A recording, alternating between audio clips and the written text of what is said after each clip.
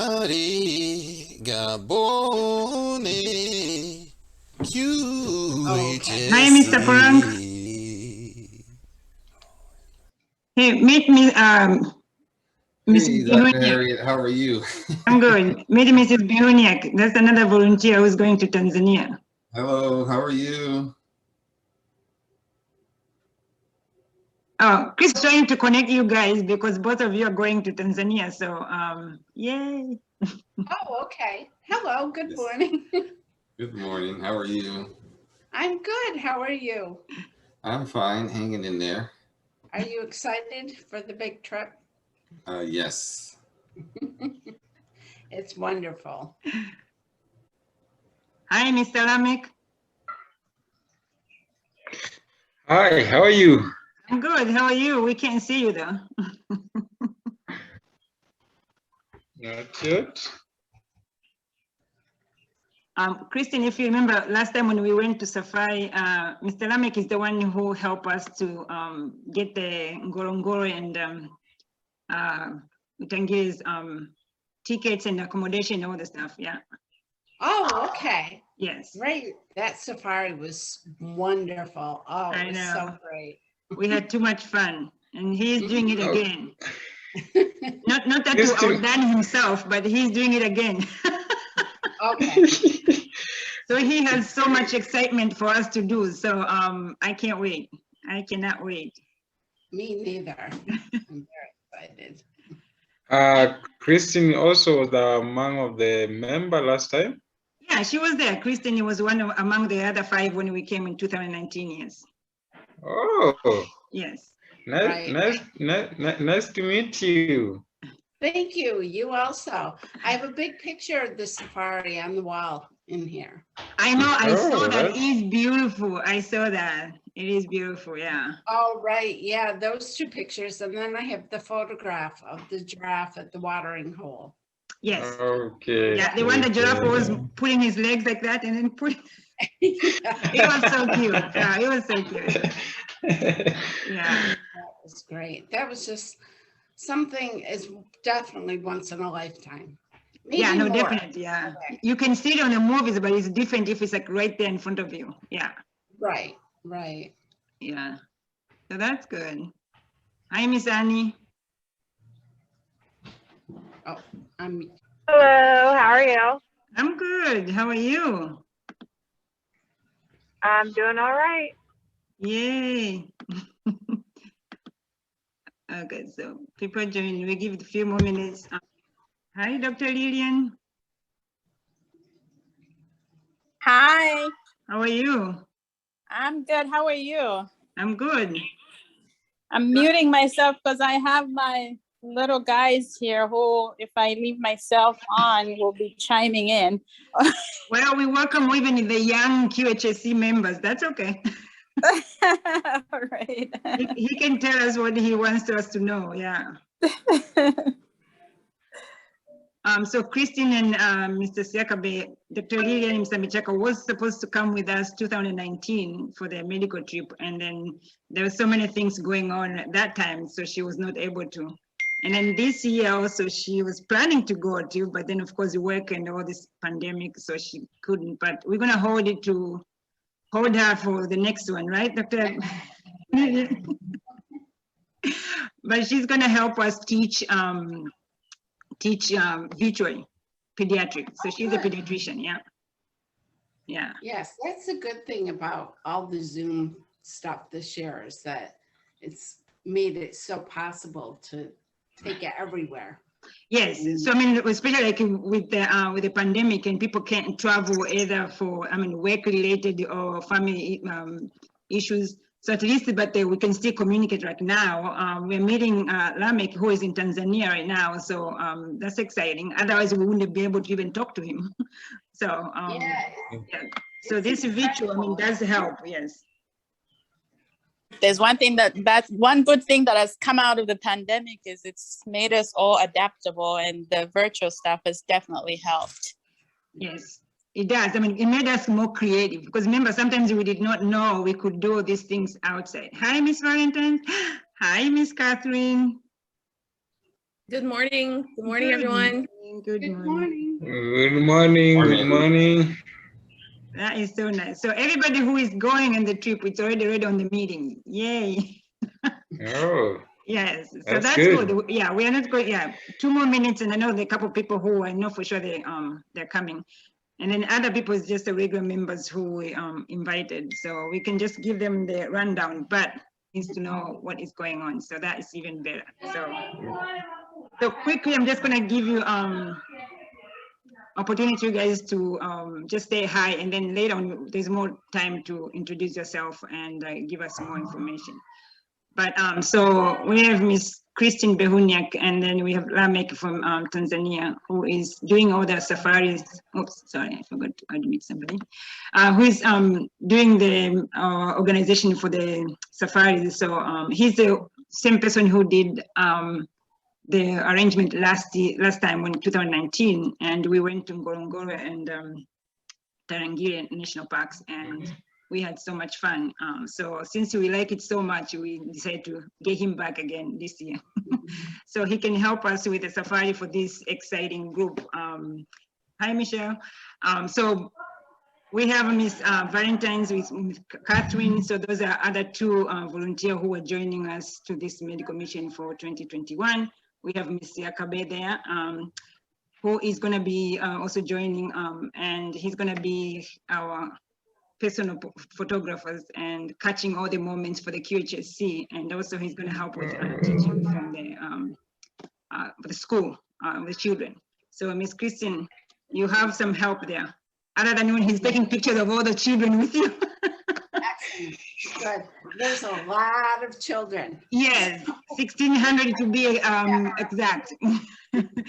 So, and then we have Miss Annie Schneider, who was supposed to go with us 2019 because it was work related, she was not able to. And then this year she was supposed to go again, work related, so she was not able to do, but she's gonna help us in a big way. So she's gonna be the one who is holding the Zoom's training from United States while we are over there. And we have other different presenters from United States to provide the education while we are there. So Miss Annie is going to be helping us to run those things from the other side. So thank you very much, Miss Annie. And then I see Dr. Gwen is here.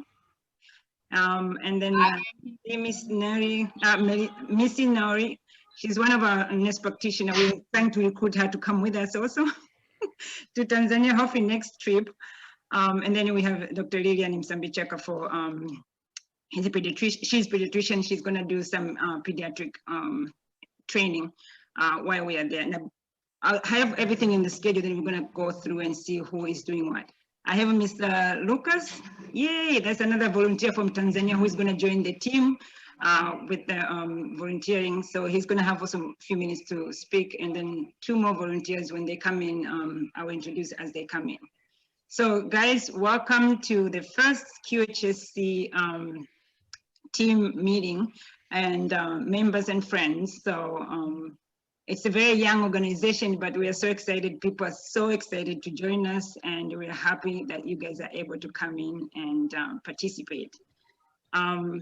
Before I start, anybody has any questions, something that is we need to figure out before we start the meeting?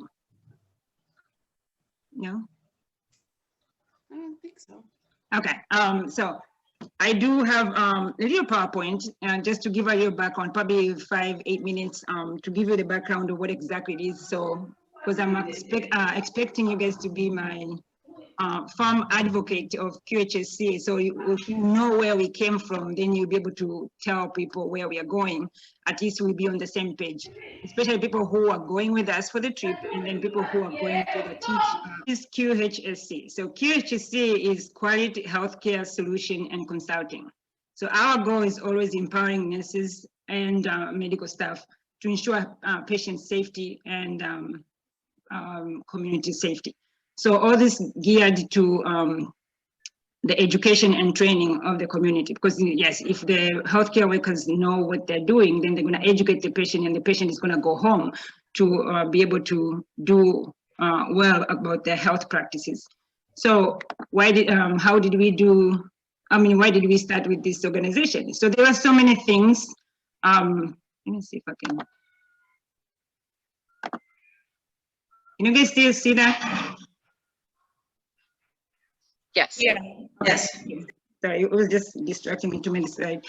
But anyway, so why did we do with this? Why did we start with this organization? So there were so many things when I went back home and finding out how the healthcare workers either were training, how they provide their care, and using my background here from United States, how we were supposed to be training, how we're supposed to take care of it. So there was so many differences between, and I was like motivated to try and make sure our people from Tanzania have the same opportunity of receiving care from the different expertise that United States can offer.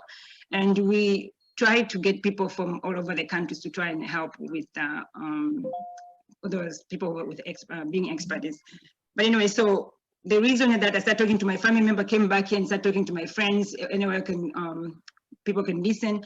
And I know Miss Inori here, she's going to attest to that. Every time I always talk about what we have in Tanzania care-wise, and then what we have here in the United States providing care. So those are the things that motivated to have this idea to try and start the QHSC. So this is just the background. And then so we started communicating with people from Dodoma because I knew some of the board members from there, and then who wanted to improve the nursing clinical practice and communication between the nurses and physicians, and then improving healthcare practice in general to make sure they support their patients in that region. And then so initial conversation started 2016, and then 2017, I went by myself to try and just do what we call the need assessment to try and find out what exactly do they need.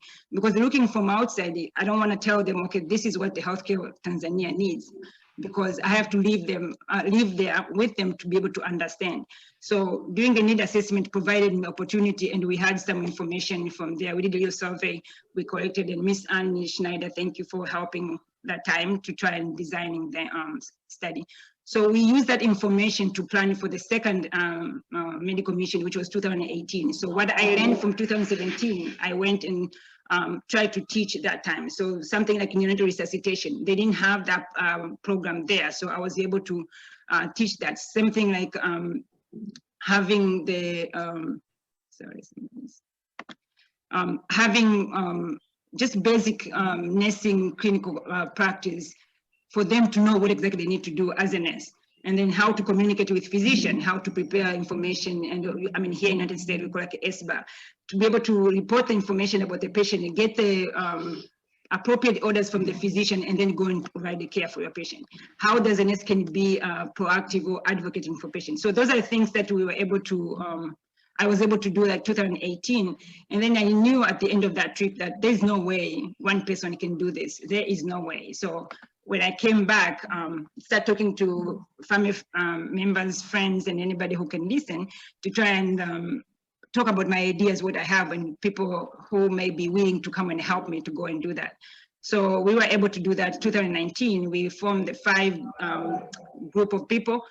But that time we didn't have QHSC yet. So I wanted to go with the first group and see if we go with other people, what exactly are the logistics? What are the things that we need to do to make sure it's successful next time if I bring more people? So that's the part which we started from.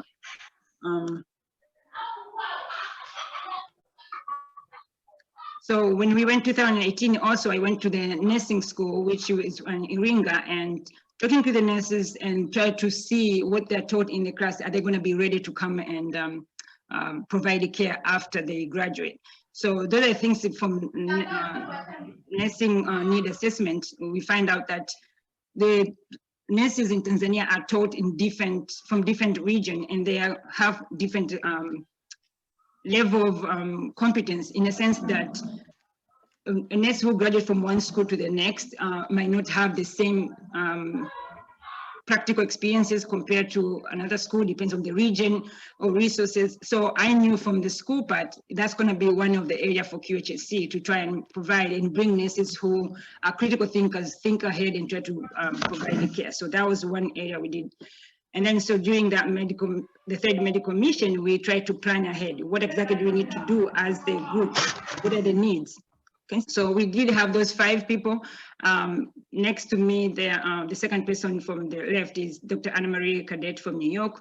And then the third person, the middle person is Mrs. And then Mrs. Behuniak, and then Dr. Sharon Ramjan. So there was 5 of us, and we were able to go and do quite a bit. Okay, so part of the activities, community activity we did as the 5 group of us, we did the hand washing at school and dental hygiene, where Mrs. Behuniak was there. We were able to do 1st, 2nd, and 3rd and 4th grade, because Mrs. Behuniak is a teacher, so she was the lead person in the community outreach and the teaching, and she was able to talk to the students, and these are the kids who love her so much, and they're following her everywhere else. And until she decided to come back, so that was a good thing.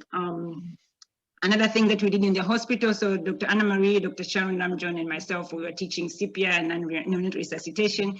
And Dr. Ramjon also was teaching the EKG and strip interpretations. So we were helping to educate the nurses and physicians over there, which was a very good experience because they were so eager to learn, and it gave us that motivation to even plan more education for the next time. Those are the activities that we planned. We did the neonatal resuscitation, CPR, chest compression techniques, postpartum hemorrhage management, modified early warning. So we were teaching during board rounds, and then EKG training, hospital rounds, and we saw the students. So we saw almost like 900 students, which is half of the group. We were supposed to see 1,600, but we didn't have enough days there. So coming back from the trip, and I realized that, yes, we do need to have an organized structure that to be able to provide all this need or address these challenges in Tanzania. So we decided to form a non-profit organization. We have to work on the board members, protocols, registration. So there's a lot of stuff goes on behind the scene. And then so mission statement of our organization is to create patient environment that facilitate and improve in knowledge of an individual's health practice and behavior that lead to ensure patient safety. In short, is that, I mean, we want to make sure the nurses know what they're doing, the doctors know what they're doing, in a sense that to educate the patient, so when the patient goes home, patient can continue improve their own healthcare, so health practice, so they don't have to be readmitted frequently. So if they don't know, like we always hear saying in United States, if you have a good discharge instruction, then the patient will always be taking care of themselves. They're not going to depend on that care at the hospital, unless they're acute. But so that's our mission statement. We want to make sure that people can take care of themselves without depending on only coming back to the hospital to get those basic information. So the vision, so how are we going to accomplish that mission? So we are going to do targeted education. That's what we said. We realize that people don't have a consistent way of resuscitating a patient who is acute. So then what do we do? So we provide the CPR, and we're going to continue doing that every time we go to make sure it's a targeted area that people have skills. Just in case an acute patient gets sick, somebody can address that and take care of that part. So that was one of them. And then we want to make sure we focus on what the doctors or physician need. So then we get a physician from here to try and help that bridge that gap and provide that education. Yes, there's a different environment that we have to deal with. There's no resources as much as compared to United States. So we are asking, when the providers are willing to do those education, we are asking to collaborate with the team from there so we can try and address as much as we can for what little resources they have. If we are able to raise the resources, money enough to buy those resources for them, then we do that to go and educate. Because our goal is to make sure we ensure patient safety. So there's a lot of problems on the background of all this we gather from that 2017 need assessment, and things that are supporting what we are doing as to guide our focus when we are going to these medical missions. And most information there on the website. If you need to read a little bit more, that then it's there. So for our organization, we have 8 guiding principles. So we're always going to focus on nursing practice, nursing academics, like how do we get those nursing students to go and be competent nurses, and then research and evidence to try and find ways that they can work in Tanzania and improve their daily function. Community outreach, of course, educating the community so they don't get sick easily, or producing health, providing health promotion activities to help educate the community to be able to know what they're doing on themselves, focusing on education and training, consulting when needed, and healthcare services if enough, they can go and provide care there, and then provide preceptorship and mentorship. So every time we go, we build up networking, and we continue to communicate with these healthcare providers and try to support them and guide them through their daily function. And that is what we want to do, because those are the resources that money cannot buy. So even if we have a lot of money and pay them, that's not going to help them if we don't give them resource, knowledge-wise, of expertise from United States or Europe or anywhere we can get those expertise. So yes, we were planning to go to 2020 medical mission. That could have been the second one, but of course with COVID, we couldn't go. So we had to have all these virtual global conferences. So we had 6 of them addressing COVID and how to take care of it. Yes, it was new to everybody else, but using the expertise here in the United States, we were able to do like every 2 weeks conferences in the way we invited all the healthcare workers globally to try and learn. And as we were experiencing in these hospitals, hospitals all over the world. So it was very well received, and a lot of nurses and doctors from Tanzania benefited from that. And so we're gonna see continue with those education. So there's a lot of areas that the organization is gonna focus on, like I said, training, health promotions, community outreach, and education, building their capacity for Tanzania. So anything that we can do to improve the health of the vulnerable population in Tanzania, we are going to do it. So plan for this medical mission. So we're hoping to have more people. In the beginning, we have almost like 14 people. As I said, there was a lot of things with COVID and personal and professional that interferes with people who could not go. So then we appreciate for those who agree to do virtually, and then we appreciate for those who volunteer and are willing to go. And so we're gonna cover all these things, and you're gonna hear this throughout the mission, what exactly we do, when we're doing, and what things we can address during the medical mission. We were lucky enough this year to have also our colleagues from Tanzania who also willing to join in on the team. So because we had 5 people from the United States, and we're going to have 6 people from Tanzania. So it's gonna be a group of 11 people. And so it's gonna help us also to have those our colleagues from Tanzania continue our work even if we are not there. So it's a very exciting that even if we may not go every month, but at least we have our colleagues who can carry our work. So how do we do that? We send our recruitment posters to try and get as many people as we can, and we have the deadlines and stuff. As I said, the pandemic skew our schedule a little bit just because of whatever is happening. I mean, people have issues and changes of the plan, but we were able, as I said, we have 5 from here and 6 from Tanzania.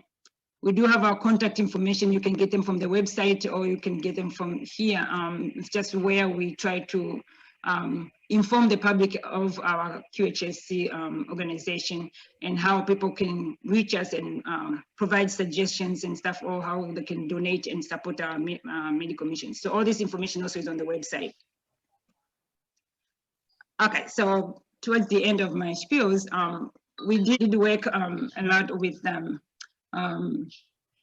volunteers to try and help raise money for this medical mission. So luckily we had South University who was helping us to, have donated quite a bit of supplies to help with the training.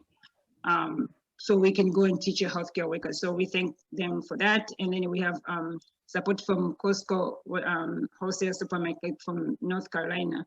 And thanks to Nancy, Ms. Nancy Littner, who worked so hard to try and find those corporate sponsors. And we do have multiple sponsors who are pending, because majority of them are looking for like a financial statement for the last 3 years. So our organization is very young, so it's hard to provide a 3-year worth of financial statement if we are only a 1.5 years. But we continue working on it to try and provide as much information as what they want, and find people who are interested to focusing on the cause that the organization focus. So far we had individual sponsors who are giving us as little as $5 to as much as $400 donors. So we thank them so much, because those are the 98% of people who are supporting this mission and the organization. So the same thing, anybody who, if you know anybody who wants to give you $5, $10, it is okay. We appreciate it. We take every little money we can to try and support our medical missions. So we do also work with Magnet Youth Soccer Organization in Tanzania to try and provide in pediatric health promotion. These are the young kids from, I believe, from 7 years to 17 who are doing soccer. And so we try to provide education on health, promotion, diet, and exercising, rest, and everything that the children wants or needs to have in order to have to be a health pediatric population. So we do those health education. We've done almost 3 conferences with them, and they're so happy doing that.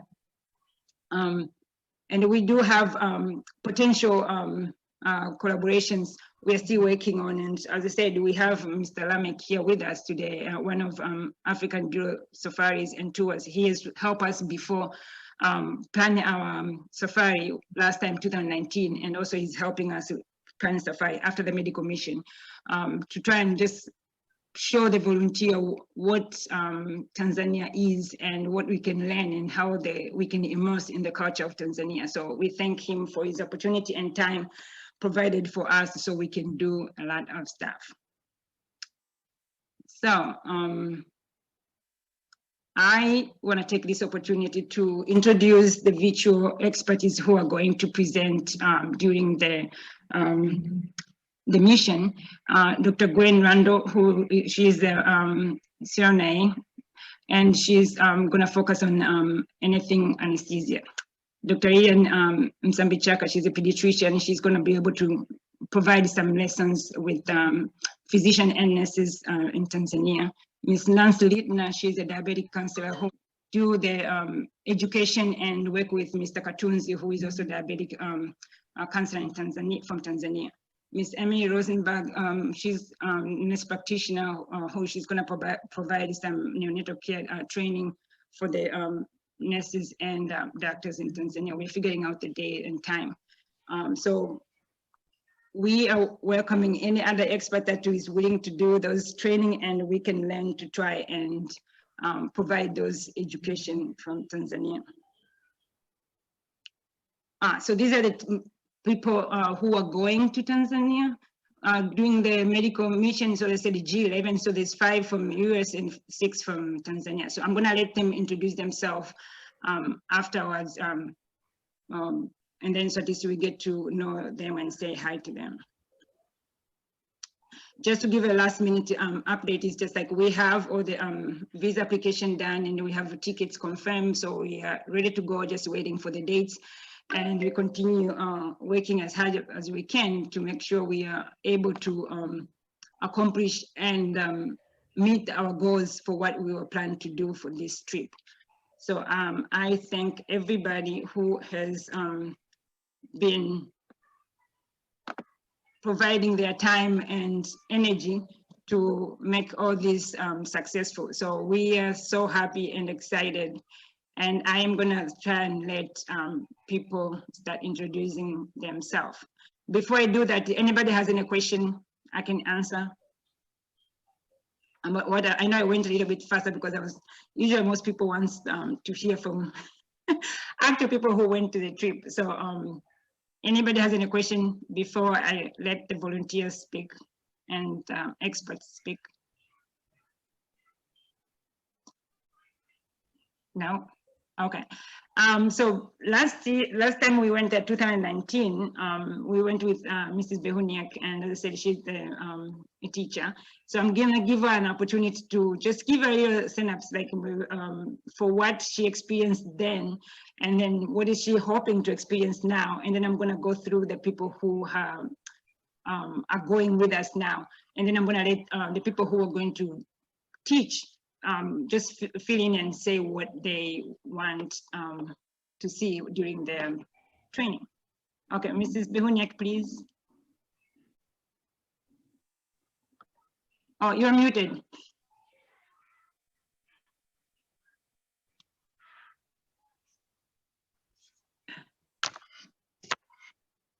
No, yeah. All right. You would think I'd have this down because I taught virtual all year long, so I should have it all done, but I've been away for a while. So. My name is Kristen Behuniak. I was lucky enough to go in 2019. It was just an amazing, wonderful experience. The classrooms are definitely different than what we're used to here. Each classroom was comprised of about 200 children, and they sat 3 to a desk. They were, but you know what, they were model students. It was wonderful that you didn't hear a peep out of them. They were attentive and focused, and it was beautiful. I came back here and I went into my classroom of 25 children, and I thought, what a difference. So I'm hoping that this year I'm able to even extend the lessons and get more interaction from the kids. I want to hear more of what they think of it and get them more involved. I think the first year was a lot of just trial and error, and the kids were the first time they had been exposed to that, and maybe to me as a white person. So it was different. But this year they know me. Hopefully they will remember me, and I really hope to, like I said, to have more interaction with the children.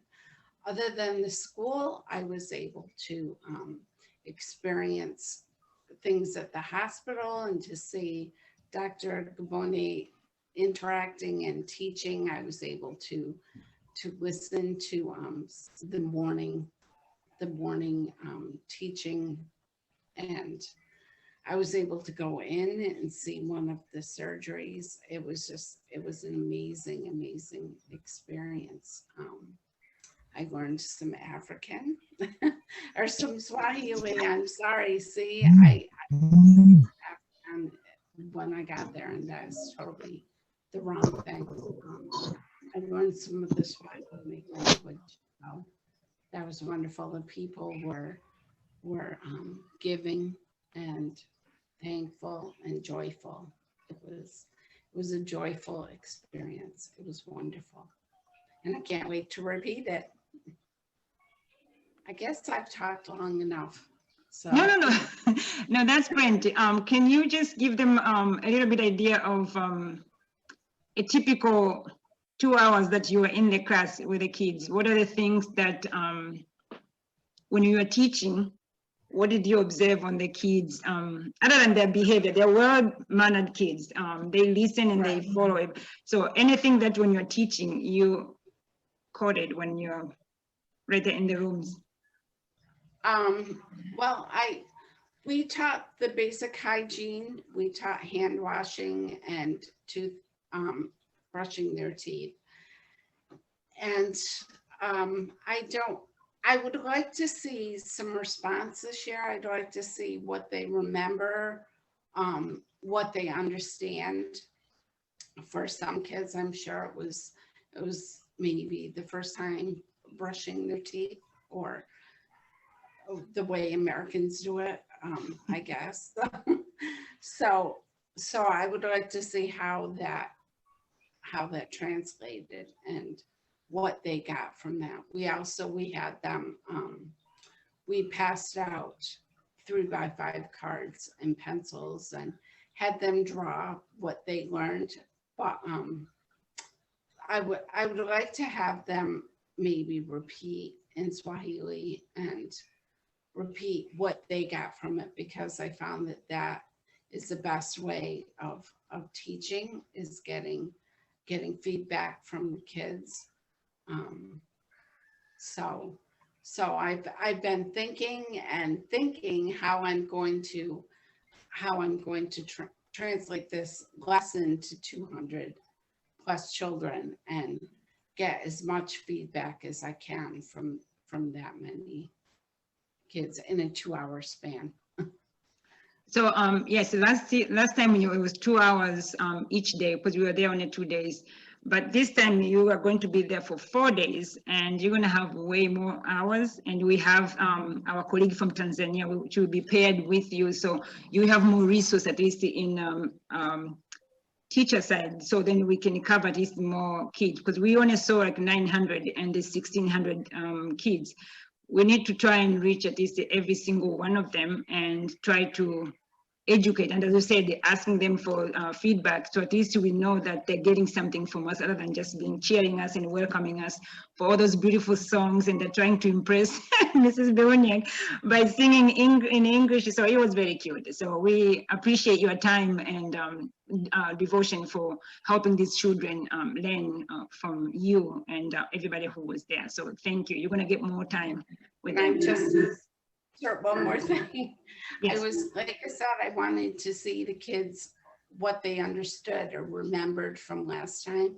Mhm. And we only saw through 4th grade. So maybe we can, with the younger kids, we can kind of do a review kind of thing. Whereas the older kids, we have to do the actual lesson.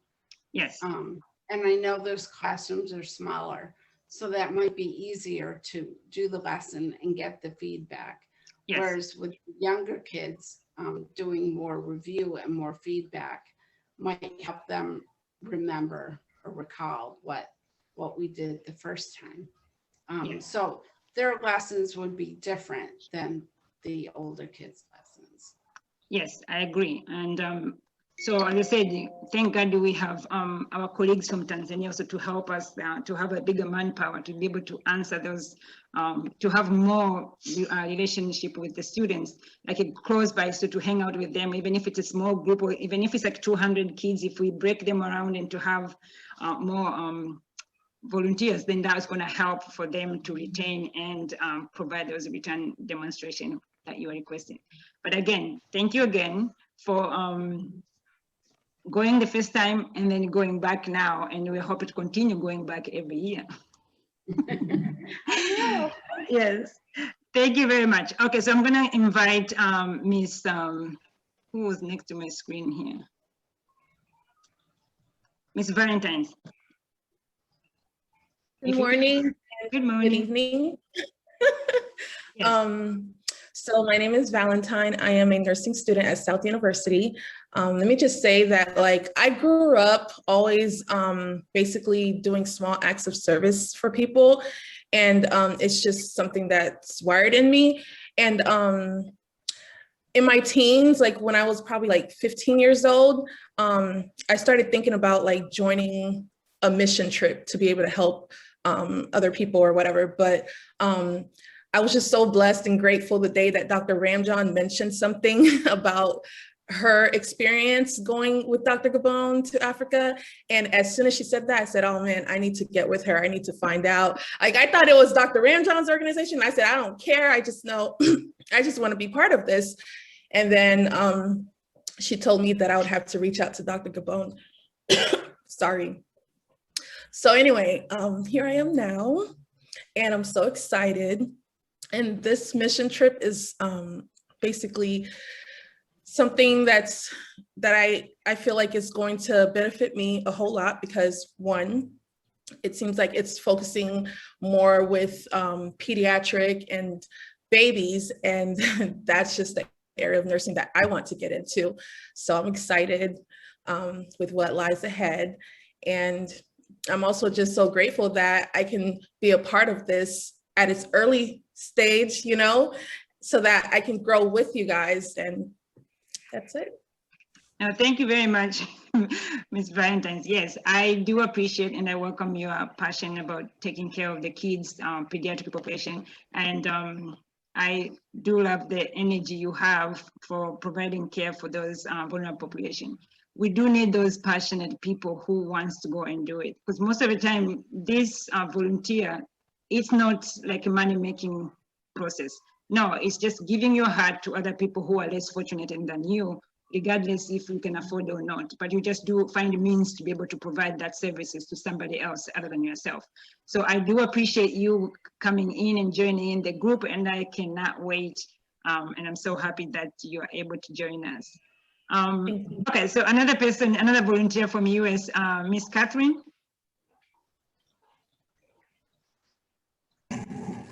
Hello. My name is Catherine. I graduated last December from nursing school. I was one of Dr. Gabone's students. And as soon as I found out about her mission trip, I had to tell her. It's been in my diary since I was 11 years old to go on a mission trip specifically to Africa. It's been on my vision board now since I had a vision board. And I want to be a pediatric nurse, so being able to go and teach 1,600 children everything that I can and learn so much more from them is just going to be the best experience. And I really can't wait. I love volunteering. It's with my algorithm, you know, like Valentine, it's just in me that I volunteer, and I really can't wait to go. I've never been so excited to do anything in my whole life, so I really can't wait. Thank you very much. Ms. Catherine also did a message for our QHSC in December, and she provided a very passionate plea for people to join in and volunteer for any medical mission. So I appreciate that, and thank you very much for you willing to go outside the four walls and go outside the country, outside the continent, to go and see the people from Tanzania. So we are all feel blessed to have you on the team, and thank you. And we cannot wait to get there. Okay, so, Dr. Lillian Msambichaka, you hear all those pediatric nurses? You're gonna work with them someday? Yes, I'm gonna. Absolutely, I'm excited. Yes, okay, I'm gonna let Mr. Siakabe just say a few words. So, well, I mean, I'm actually excited. I have not been to Africa in a long time. I had gone before, taking school supplies. I took students. I used to be a teacher myself. I'm not a teacher at this time, although I'm sure Ms. Krista knows that once you're a teacher, you're always a teacher. So we took students to Senegal, visited schools in Ghana. I've been to the Gambia, Ivory Coast, but that was years ago, and I have not been back in a long time. So this is actually an opportunity for me to go back and get involved. And I've always wanted to help young folks in Africa itself. And to try to give them the opportunity to enjoy life. In some places, there's a lot of poverty and stuff like that, even though there's richness in spirit. So it's always a pleasure for me to be able to go there. And I'm going to try to help in whatever way that I can. And I've known Dr. Gaboni for quite some time now, and she knows that although I'm not a certified healthcare professional, I did stay at the Holiday Inn Express on quite a few occasions. So I'll try to help everybody. Ms. Kristen, I'll help you. Dr. Gaboni, I'll help you too if you need any help with like surgery or anything like that, or if anybody needs help with pediatrics and stuff. I'm also going to be doing camera, trying to help facilitate the Zoom meetings to see if we can maybe project them and give a lot more clarity for those who are participating in those virtual meetings and stuff like that. So do the best that I can. The only time you won't see me is when we go on safari and there's lions around and stuff like that. That's when I'll be hiding behind everybody else. So we make sure Mr. Lamy can ensure our safety when we go to the safaris. Yeah. So yeah, thank you, Mr. Jacoby. We are going to need a lot of help. So the QHSC, yes, is healthcare focused, but also remember, healthcare is almost involved in anything, like everything. So starting with, for example, with the health of the children, the athletic ones that we're going to be talking to. So doing exercise, you do have experience in that, but doing training, you do have experience on those area. And so at school, yes, we're going to use your help. At the hospital also, we are going to use the help, especially when we are doing the virtual training, for somebody to help man the camera on the other side, because Miss Anne Schneider is going to be from United States hosting all those Zoom. But also from Tanzania side, we do need to have somebody who is going to help organize for people from the hospital there to try and give them access. And because some of us, we're going to be either in the units or taking care of the patients or doing other training somewhere else. So yes, we can use all the help. It does not mean that our organization only take nurses and doctors only. No, we take every single person who is willing to put their time, and then we're going to use them. Because even if, for example, you don't have a healthcare background, you can still provide documentation. We can, every single patient we see, we always jot down to make sure we know the disease process. So what are the things, at the end of the medical mission, we can say we've seen 100 people of diabetes, 100 people of hypertensive, 100 people of something. So at least we need people who can help us with those administrative work during the medical mission. So we can't do everything by ourselves. So yes, we welcome every single person who is interested in donating their time and provide care for this vulnerable population. So thank you very much. Asante kushukuru. So we're going to invite the people from Tanzania who are also going to be on this medical mission team. I think is Mr. Lucas, are you here? I know you were saying hi before. See you now. Oh, hi. Yes, do you hear me? Yes, we can hear you. Yes, what I can say now, first of all, I'm very happy to meet you.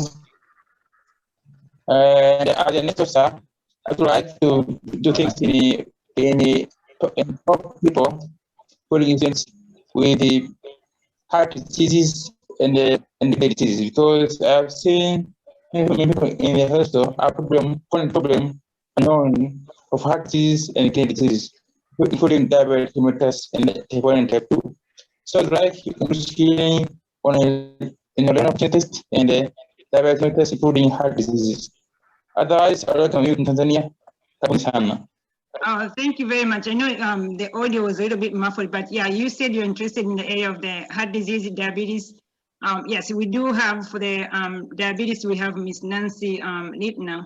She has an emergency this morning, so she was not able to attend this meeting, but she is going to be there providing training. Also, Mr. Katunzi also is going to be included in that training when they're doing about the diabetes. So that'll be a huge part. We do have Dr. Gwen, who is going to work with anesthesia. So she is going to be talking about other disease process that either could complicate any cases when we're doing a procedure. So definitely, I have, I think, a couple of places where I pair you with Dr. Gwen when she's providing education and training. So you are going to work with her when she's doing that. So that'll be great. So thank you very much for even volunteering to be on the team and then participate to try and improve, first of all, your own education and clinical practice, and then of course, engage in the medical mission to try and provide care for other patients there in Tanzania. So thank you. We cannot wait to see you either. So that's good. We're looking forward to that. Anyway, while we're waiting for Ms. Dina Komakoma or Mr. Katunzi to come back, I'm going to start inviting the virtual expertise presenters who I take this opportunity to thank you so much. I know you guys are very busy, so I thank you so much for taking the time to even be willing to teach, provide education, even if you're not physically in Tanzania. So I'm going to start with Dr. Gwen, who is going to be working with the anesthesia group, providing, I think, 2 days of education, but we're going to discuss about how many times, how long the hours and stuff. I do have a schedule, which I'm going to show after everybody speaks.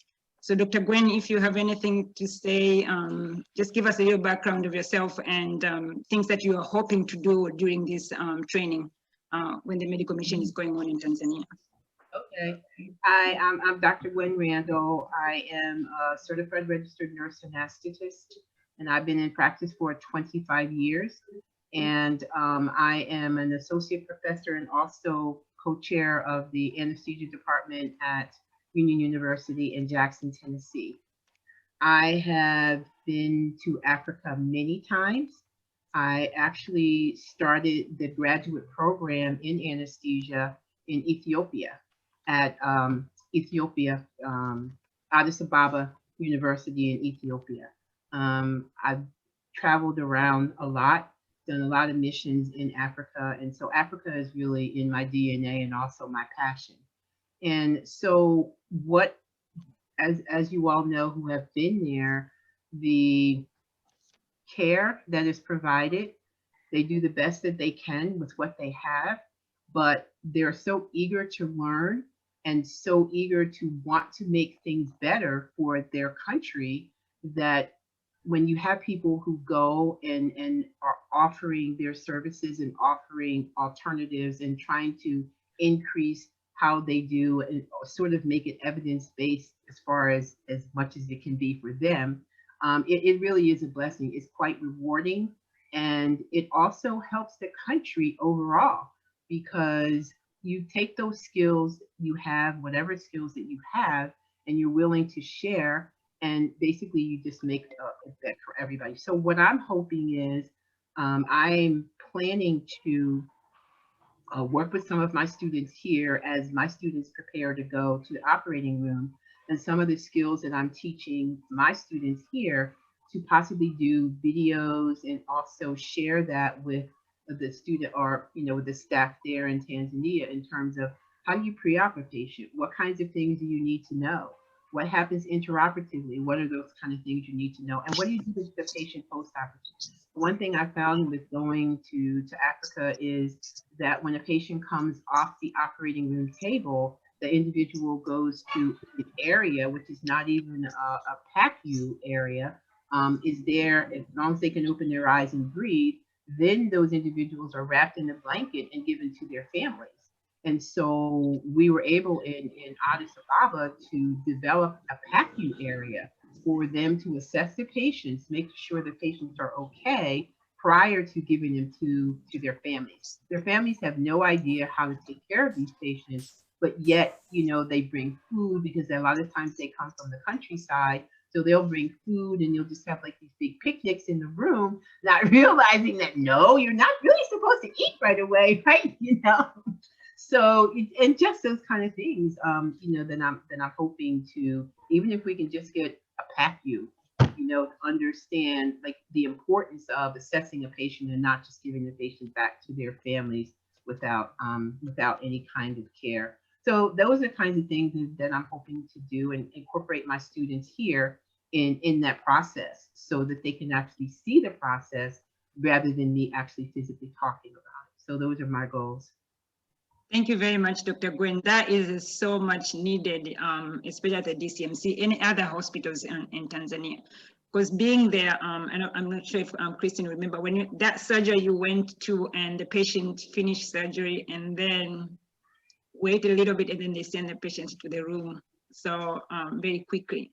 And then so it is, it's so refreshing for me to hear somebody else saying exactly the same thing that I've been fighting for. I'm like, no, we need to see them a little bit. You cannot just send them, yeah. And then for the families, what do we do usually?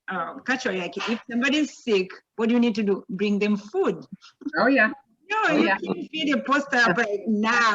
Those are the abdominal surgery. You can. Right. Yeah. Right. So it is a lot of culture that we have to educate. I mean, they don't know, so it is hard to be able to do that. But I'm so excited to hear you just say that, because I know if we have 2, 3, 4, 5 people are saying the same thing, hopefully it will help to change and improve. And of course, our ultimate goal is to ensure patient safety. So I'm like super excited. And thank you for donating those laryngoscopes, because they're going to use that to practice and intubation, because that's one of the area that they were requesting training. So I am so happy that I saw you donating those laryngoscopes. So thank you. Mr. Siakabe, you have your hands up. Yes, I was just going to kind of echo what you said, and I was going to say to Dr. Gwen that I tip my hat to you, and that after hearing her credentials, I would like to withdraw my Holiday Inn Express credentials. Oh. No, everybody has a part to play. Doesn't matter. No, that's okay. Thank you very much, Dr. Gwen. And I'm sure probably people might have some questions before we finish the meeting. So thank you. I appreciate for all your times. And I know when it's appropriate and you have time from your work, then we can go to Tanzania and actually be able to implement what you're going to be studying while we are there. So I appreciate it and thank you for your time. The only reason that I'm not able to go this time is because our anesthesia program is going through accreditation and it's all hands on deck. So it's no way I could be out of the country when an accreditation process is going on, especially when I'm spearheading it. So that's why I'm not going. Yeah, no, I appreciate that. Thank you. And I, being an educator, and Miss Nori, one of our nurse practitioners, she's on the call too. She remembers every time when we have Joint Commissioner or accreditation, like you have 3 months of stress, like every little thing. It is so stressful. Oh, I understand and I appreciate it. I'm like, oh, I don't have to do them anymore. But no, it's all for patient safety. So I understand it, but it's a lot of work behind the scene if you're responsible. So yeah, being an educator, because you have to make sure every single person has a training, everything is where it's supposed to be, everything according to the standard. Yeah, so it's a lot of work behind the scene, but I understand. But I appreciate even teaching virtually, because that will definitely, the anesthesia group do need that. Because I saw the gap when we went last time. And I mean, I know on my side of as a nurse working with anesthesia, getting the patient ready, getting those consent, for example, and get the patient recover. But for the anesthesia part itself, I don't know. So I was so excited when you said you want to join the team and be able to provide it anyway, the education. So I'm like, yes. So thank you, thank you, thank you.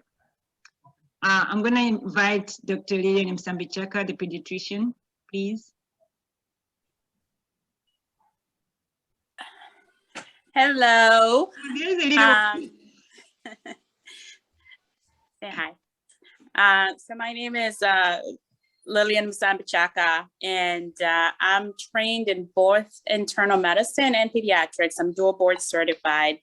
And I know this trip is focusing on pediatrics, but I'm more than available and willing to answer any internal medicine questions.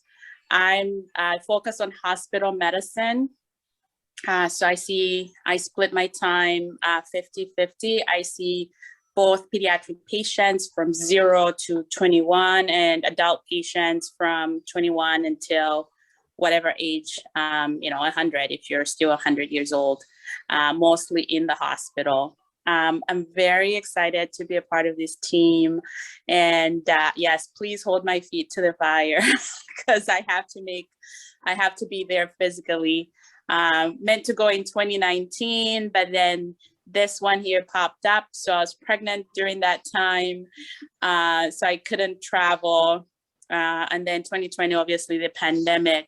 And then this year, we're just dealing with the post-pandemic surge. And so our hospitals are pretty overwhelmed. And so it's all hands on deck. I couldn't really take time off. But next year, with all of us vaccinated and people getting back to normal, I think we'll probably, I'm definitely going regardless. These guys are going to have to come in my suitcases if we have to make that happen. With regards to the mission trip, I mean, the reason this trip really excites me is the focus on education. Part of my interests is I work with students and residents on global health. And I do not believe in parachute medicine where we go in, do something for a week, and then we leave. We have to make it sustainable. And this is what this group is all about, sustainability. Because if you teach and you leave knowledge, that can continue to, go down to the next person. I have a group of eager pediatricians here that would love to take part in those meetings. There's a lot of topics that we could cover. However, I think my team's request here is we want it to be relevant. And so if there's anything on the ground that whether it's the nurses or the physicians that they would like to hear about, that is an area that we would like to focus. We want to make it open-ended. We can focus on review a couple cases, if you're able to send us like maybe a couple cases and we can review them and discuss based on what is available. Because I remember my last trip, I was in Rwanda, and I went there eager to teach, you know, all levels of resuscitation in RP, PALS, and SELS. And then when we got to the part of like, this is where you intubate the patient, we had no ventilator. And so you had to learn to adapt. Okay, my friend. All right, almost done.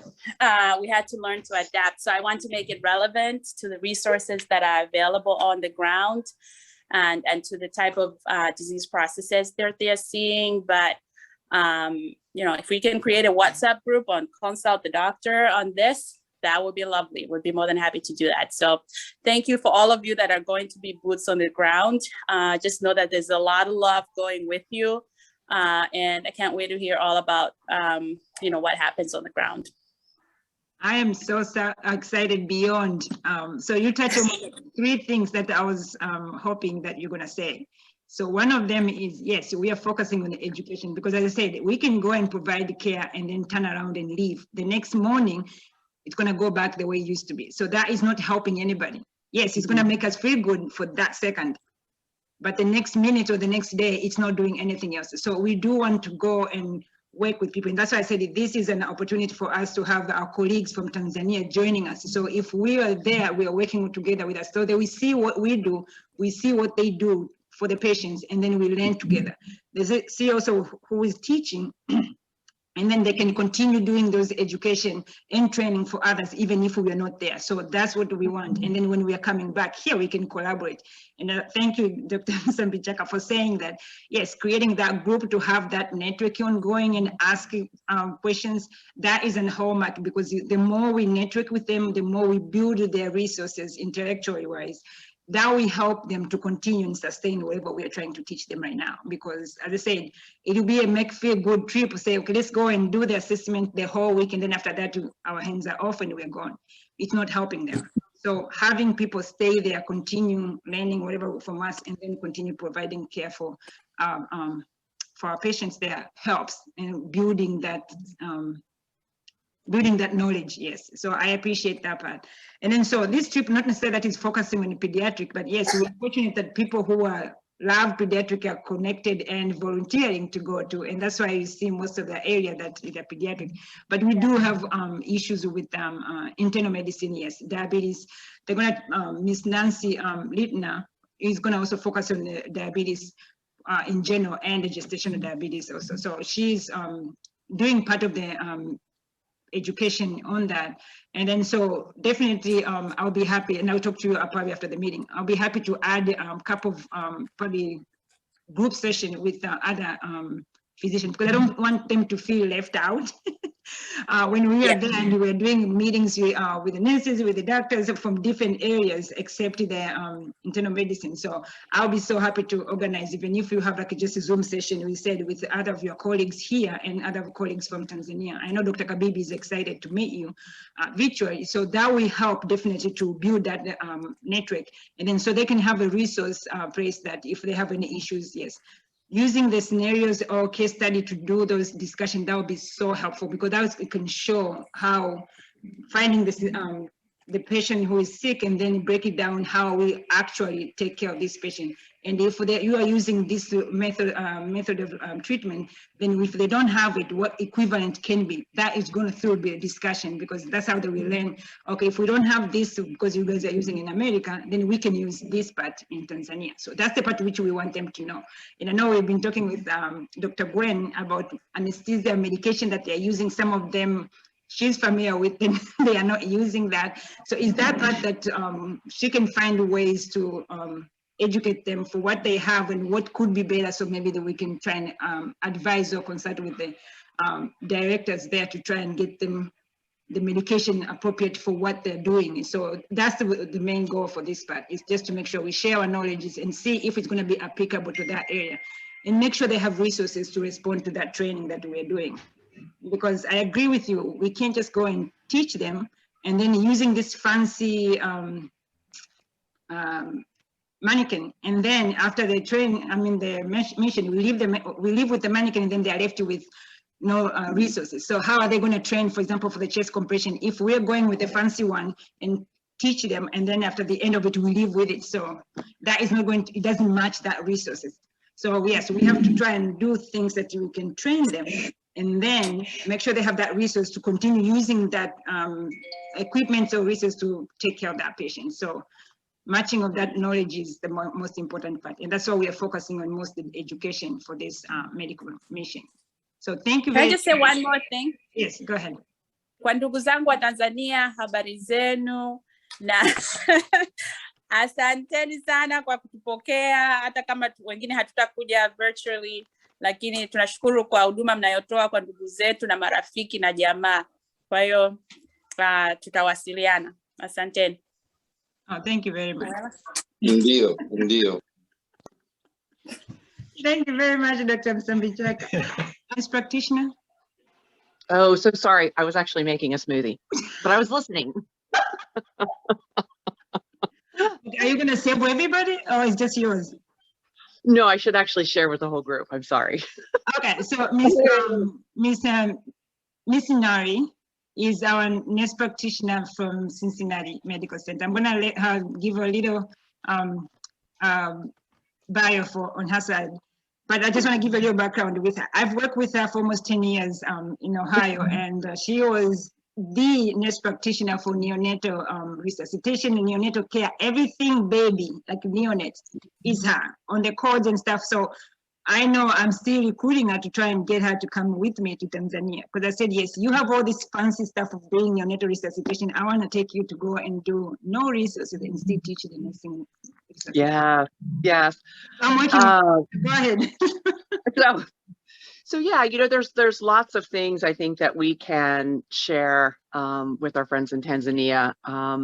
I like the message of making sure that we bring things that are sustainable, you know, teaching our nursing students and then potentially teaching, you know, our pediatricians who are going to be responding to some of these deliveries.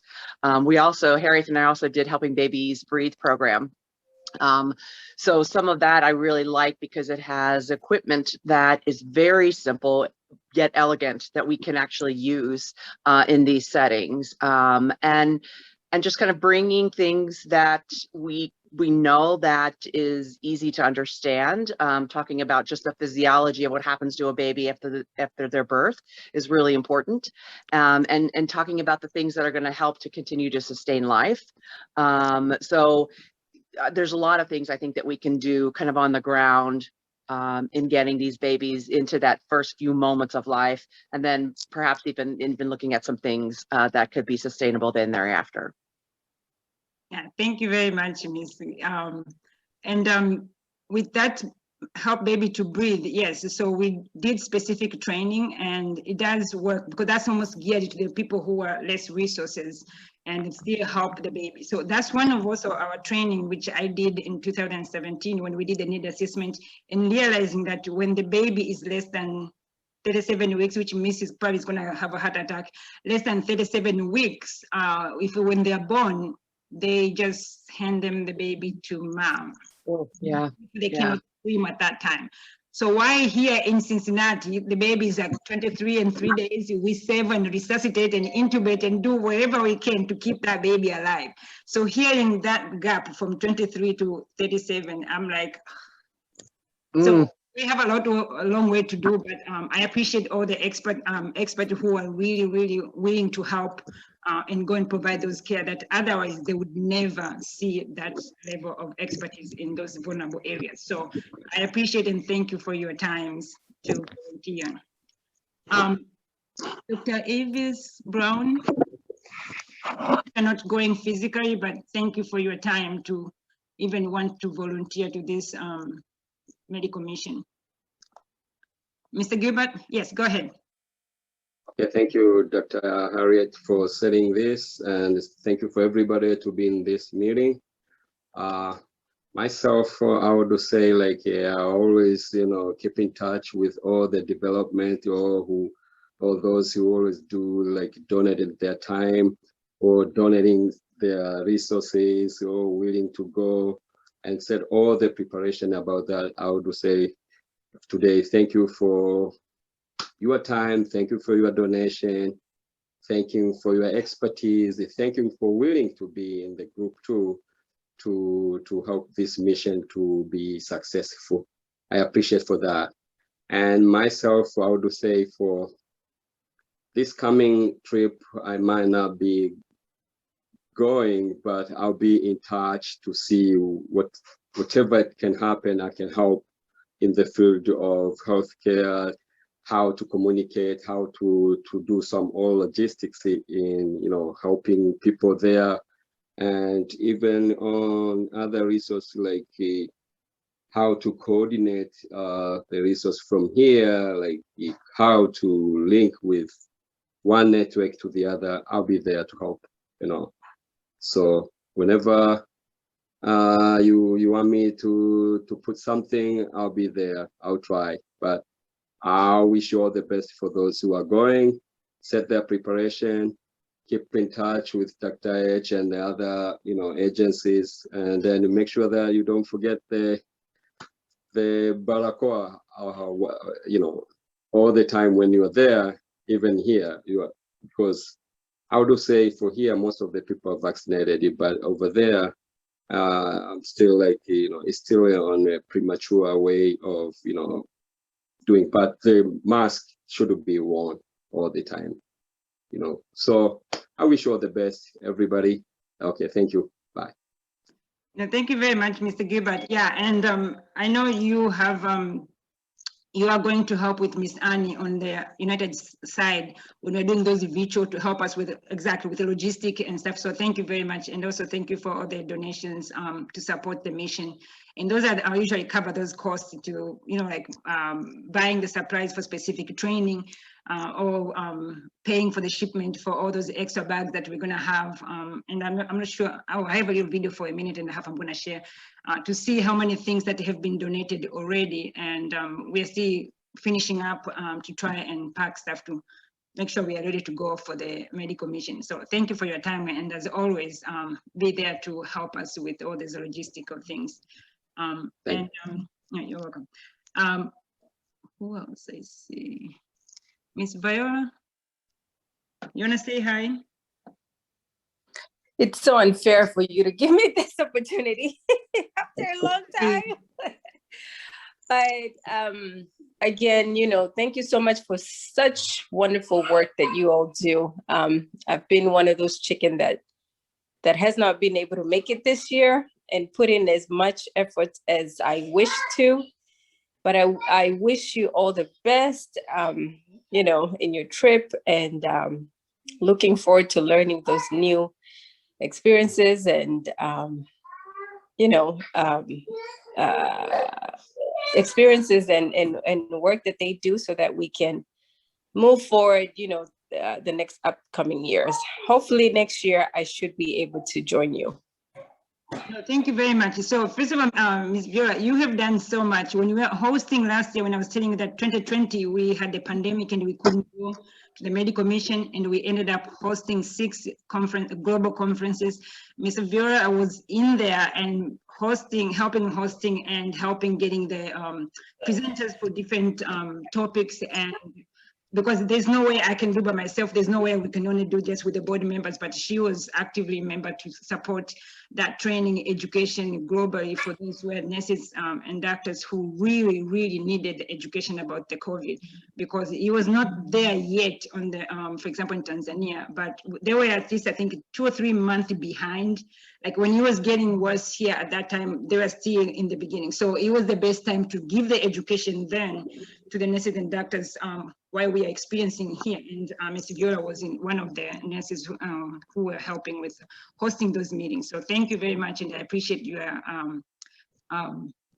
participation. So thank you. Mr. Lamek.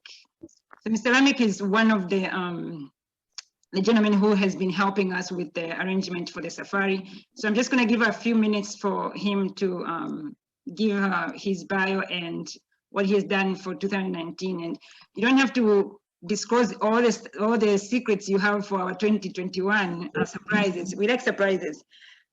So we want to be able to work with you and during this medical mission. So when we come in, we can get Tanzanian people to come and see what is out there.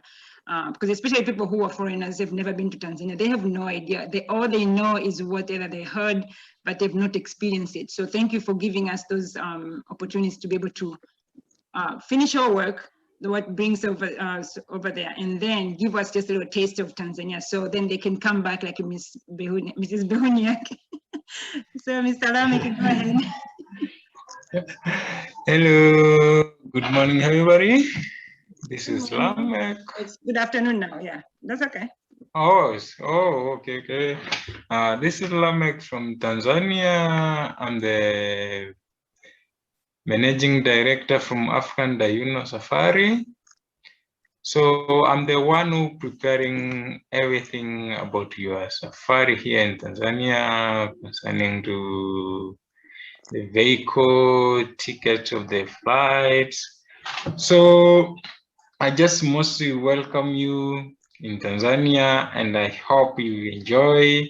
I think Christine knows very well what they did last time, and I hope this time the one of you will enjoy the trip. So just be patient, and we welcome you. Karibu sana. Thank you. So we're gonna be able to meet him this time when we're going to the safari. So we always, I'm sure he didn't want to say anything, but I always tell him, because I need to tell you guys, because when you're going with me and we need to go to the safari, I always tell him the first thing is safety. I don't want to go and be trying to be daredevils. No, I don't want to be eaten by lion. No, that's not my mission. My mission is to make sure people are safe, but they enjoy what Tanzania can offer. Because Tanzania is rich in a lot of stuff. Yes, maybe you don't have the resources economically or whatever, but still for the country by itself, the natural beauty is there. So if we can find those natural beauties for people who are coming to devote or volunteer their time, and so they need to see what Tanzania can offer on their best time. So that's the part which I always bug him and say, okay, safety first.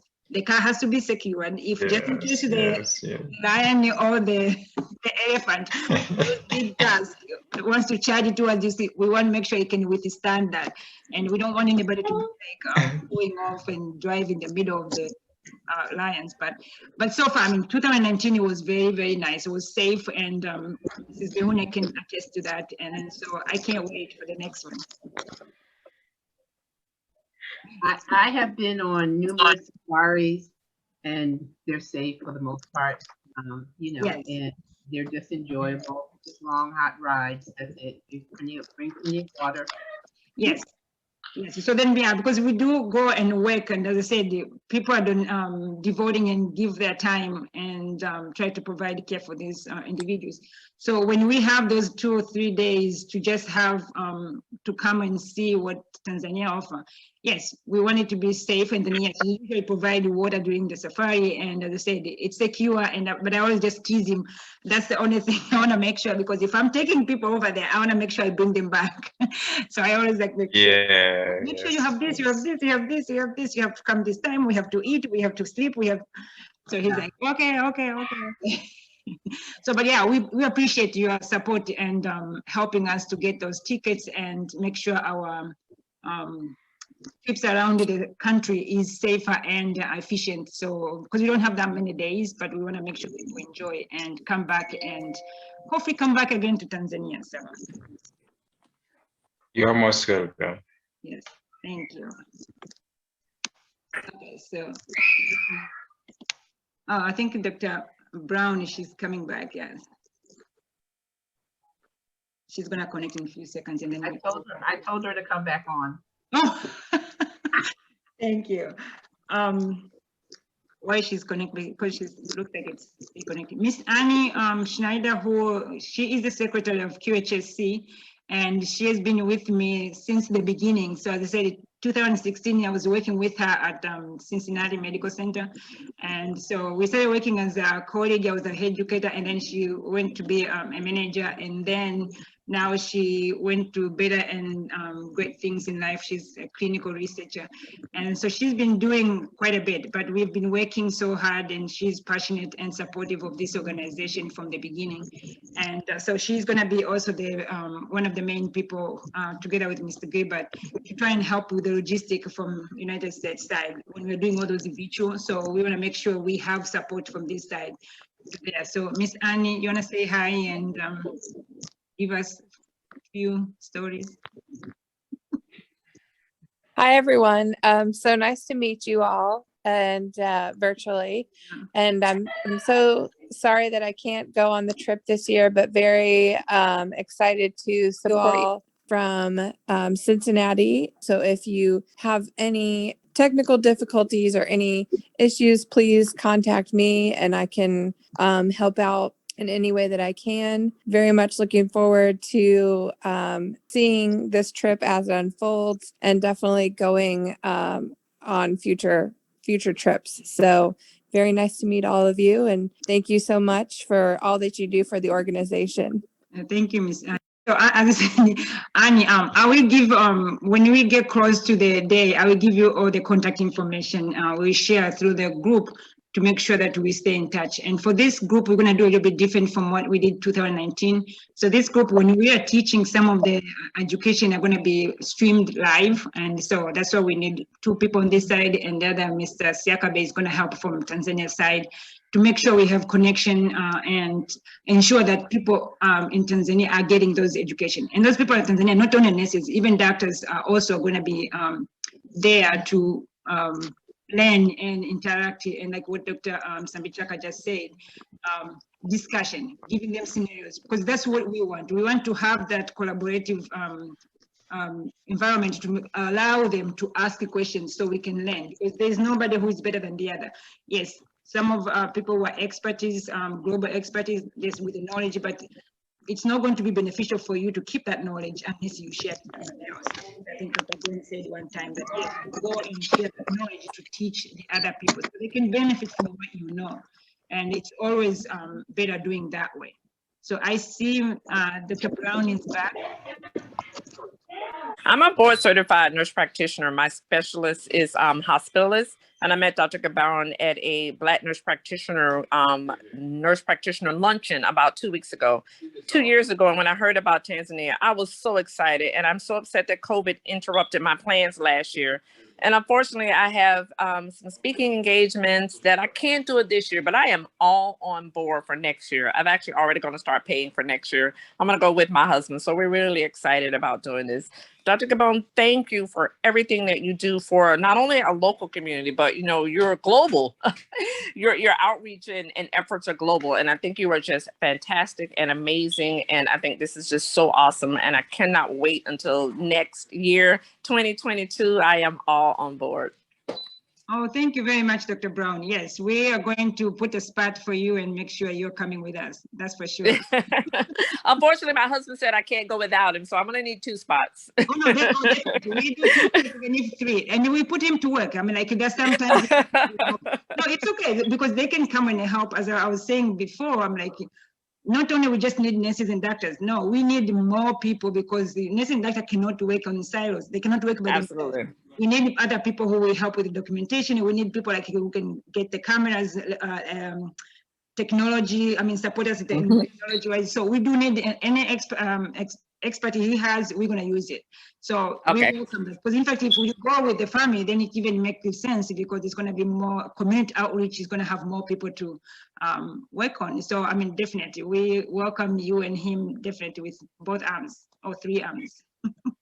Well, thank you. We did a medical mission to Ghana about 4 years ago. And even though he's not healthcare personnel, he was there and he was in the hospital helping. He was doing data entry. So he absolutely was put to work. And we're really excited about this. I tell everybody, if you, as an African-American, if you've never been to the motherland, then that should be just at the top of the list of things that you should do. It is an awesome, inspiring, eye-opening education and experience. And it is something that everybody should do at least once in their life. So I'm so super excited about doing it next year. Oh, thank you very much. Yeah, we'll keep you keep update, and we make sure everybody join the group. There's a group specifically for the QHSC, so we update all the information about the organization, the medical mission, and like fundraising and stuff, things that is happening. And then so people can provide suggestions and stuff. So definitely we welcome people to do that. Awesome. Yes, so I'm seeing Ms. Bupa and Ms. Nancy. So I'm gonna let Ms. Nancy speak, and then Ms. Bupa, you'll be next. Ms. Nancy, thank you for coming in. Go ahead.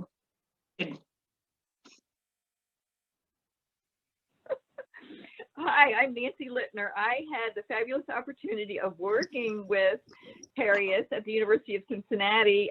She helped me with our diabetes and pregnancy program. I am an advanced practice nurse, clinical nurse specialist. I was the program coordinator for the diabetes and pregnancy program.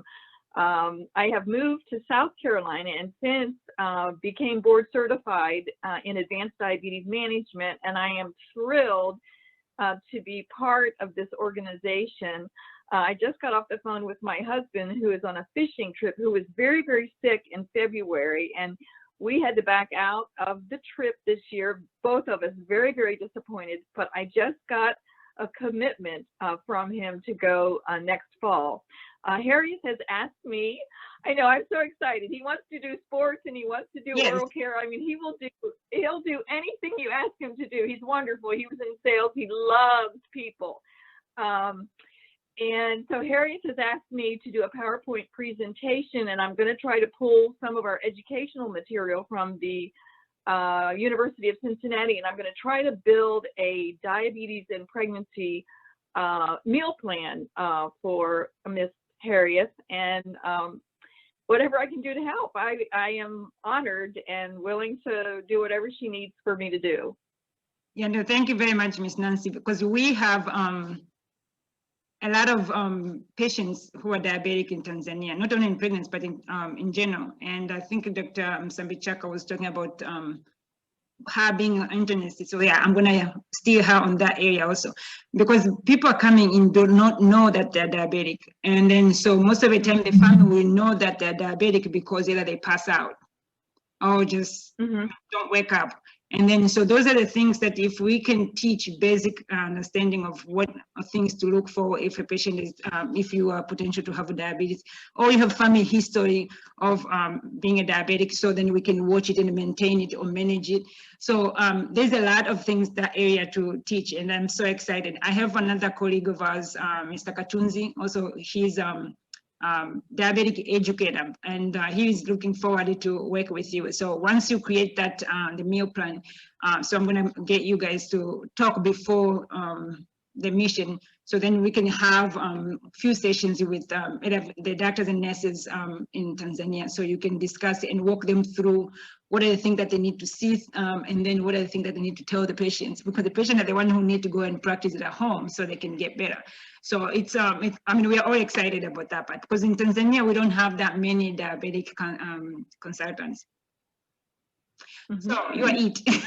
So we're looking forward to getting you to go with us next year, and so you can physically see. So wherever you start this year, we're going to continue communicating with Mr. Katunzi, who is from Tanzania, and then so we.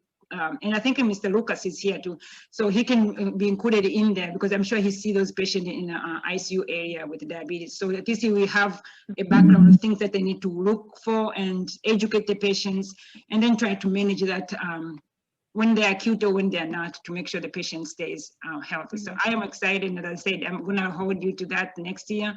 I'm gonna start promising now, or she will be here next year. So start doing these things, she's gonna check. We'll do all the prep work. Yes, no, thank you very much. I appreciate that. I appreciate it. You know, another thing which I sent you, I think you are not here. Miss Nancy has been an instrumental to help us with corporate sponsors, and she works so hard, and I so appreciate with all that done. She was able to get one sponsor from Costco, which is going to help us with the financial support right now. Initially, they started a little bit, probably I think they want us to prove ourselves what exactly we're going to do with what we're given. So we appreciate that, and as I said again, thank you very much. And this applies to anybody else who has any corporate networking, people who can help support the education training. We appreciate any connections, and then so it can help us further our goal of ensuring patient safety by training the nurses and physicians to make sure they provide an adequate and clinical competence for these patients. So the patient will go home knowing what they need to do, and then they can stay home healthy, away from the hospitals. And also we can go to the communities and teach all these kids and community outreach activities to help these communities so they can stay healthy. Because remember, for people who do not know Tanzania, not every person goes to the hospital like or get routine care like here. So majority of the people will be at home, they're gonna get sick if nobody knows anything about any diagnosis. So it's hard to catch, to say, oh, somebody is sick, maybe they have diabetic, they need to go to the hospital, or they have this, they need to go to the hospital. So if they don't have that knowledge, it's easier for us to go and teach in the community, whether it's the children or adults, give them different topic area to say, okay, maybe diabetes, we're gonna focus on diabetes. If you have these symptoms and we do screening, then we can identify you have potential, you need to go and be seen before it be acute. So, I mean, those are things that I'm excited to see all these expertise wants to be part of it. So, no, thank you, thank you, thank you, thank you. Ms. Bupe. That's okay. I will start. I mean, I'll just show the schedule for things that we're going to do. It's very short, just to give you an outline for those days that we are going to be there. And then after that, if Ms. Bupe is available, then she can speak. If not, I'll just open for anybody who has any questions or anything to share and encourage others for what you guys are doing. Again, thank you very much. Okay, so the trip starts on September 12th, leaving from JFK. And then we're going to arrive in Dar es Salaam on the 14th. And then the same day we're going to Dodoma. And then so we're going to arrive in the evening at around 5:10. And it's very close from the airport to the hospital. And then the next morning, of course, all starting. Anybody who remember 12 hours for nurses? Here we go. 7 o'clock, we're going to start attending the board rounds, seeing, usually that's why they give information of the previous night, giving reports to the next shift.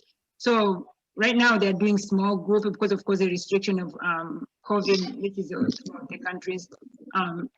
We're going to have small groups, like, so if we have different rooms, then we just assign them from there, from different rooms. So around 9 o'clock, then we meet the leadership over there.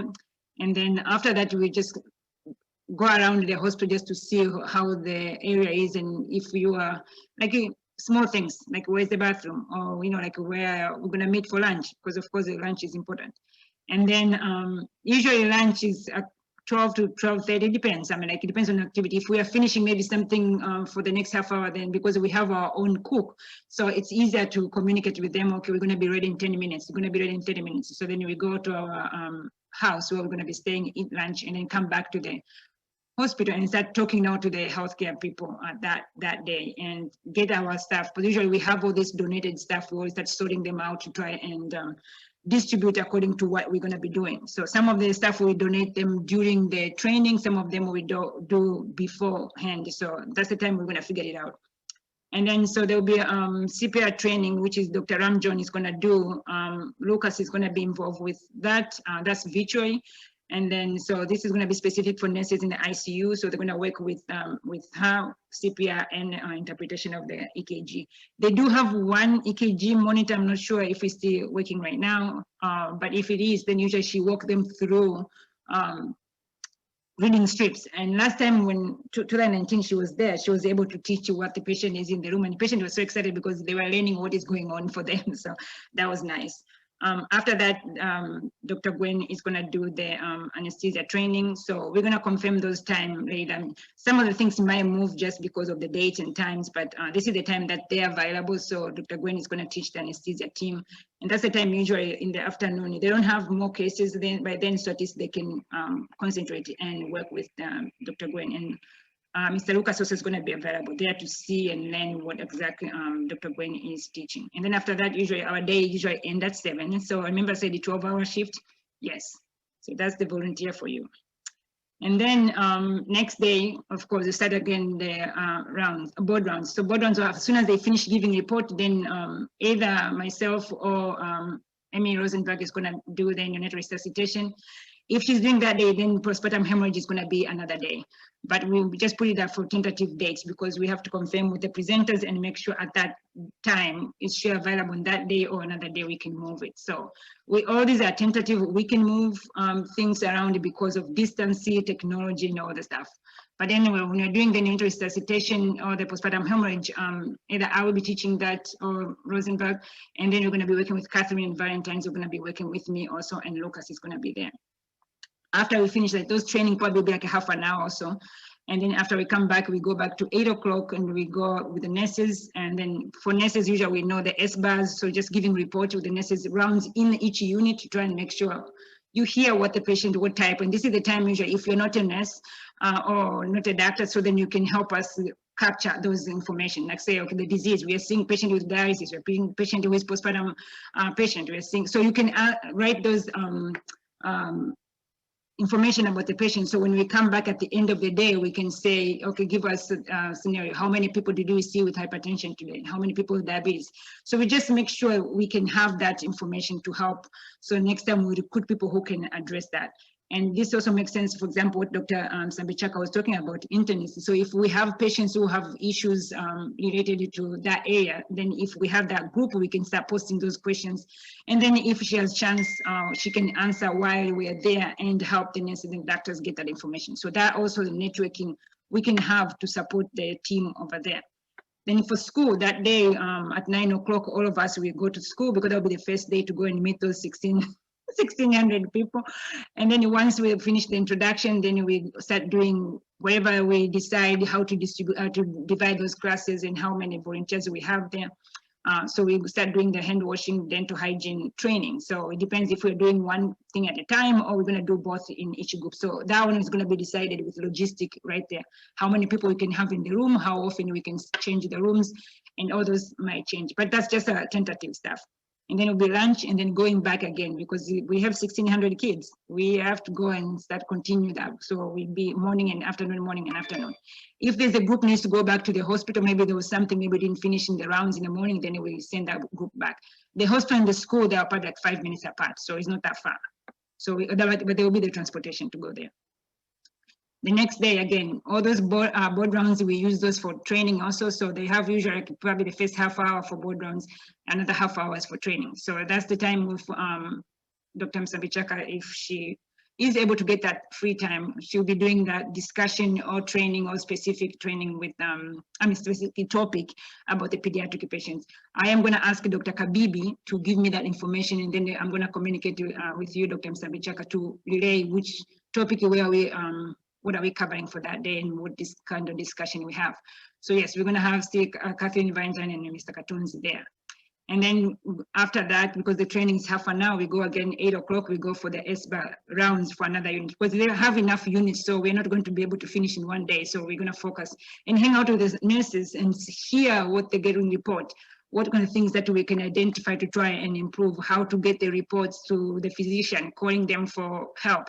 Maybe doing vital signs training or whatever if we need to. We have a lot of blood pressure machines that were donated by South University, so then we'll be able to do those things and working with individual nurses to try and improve those clinical practice there.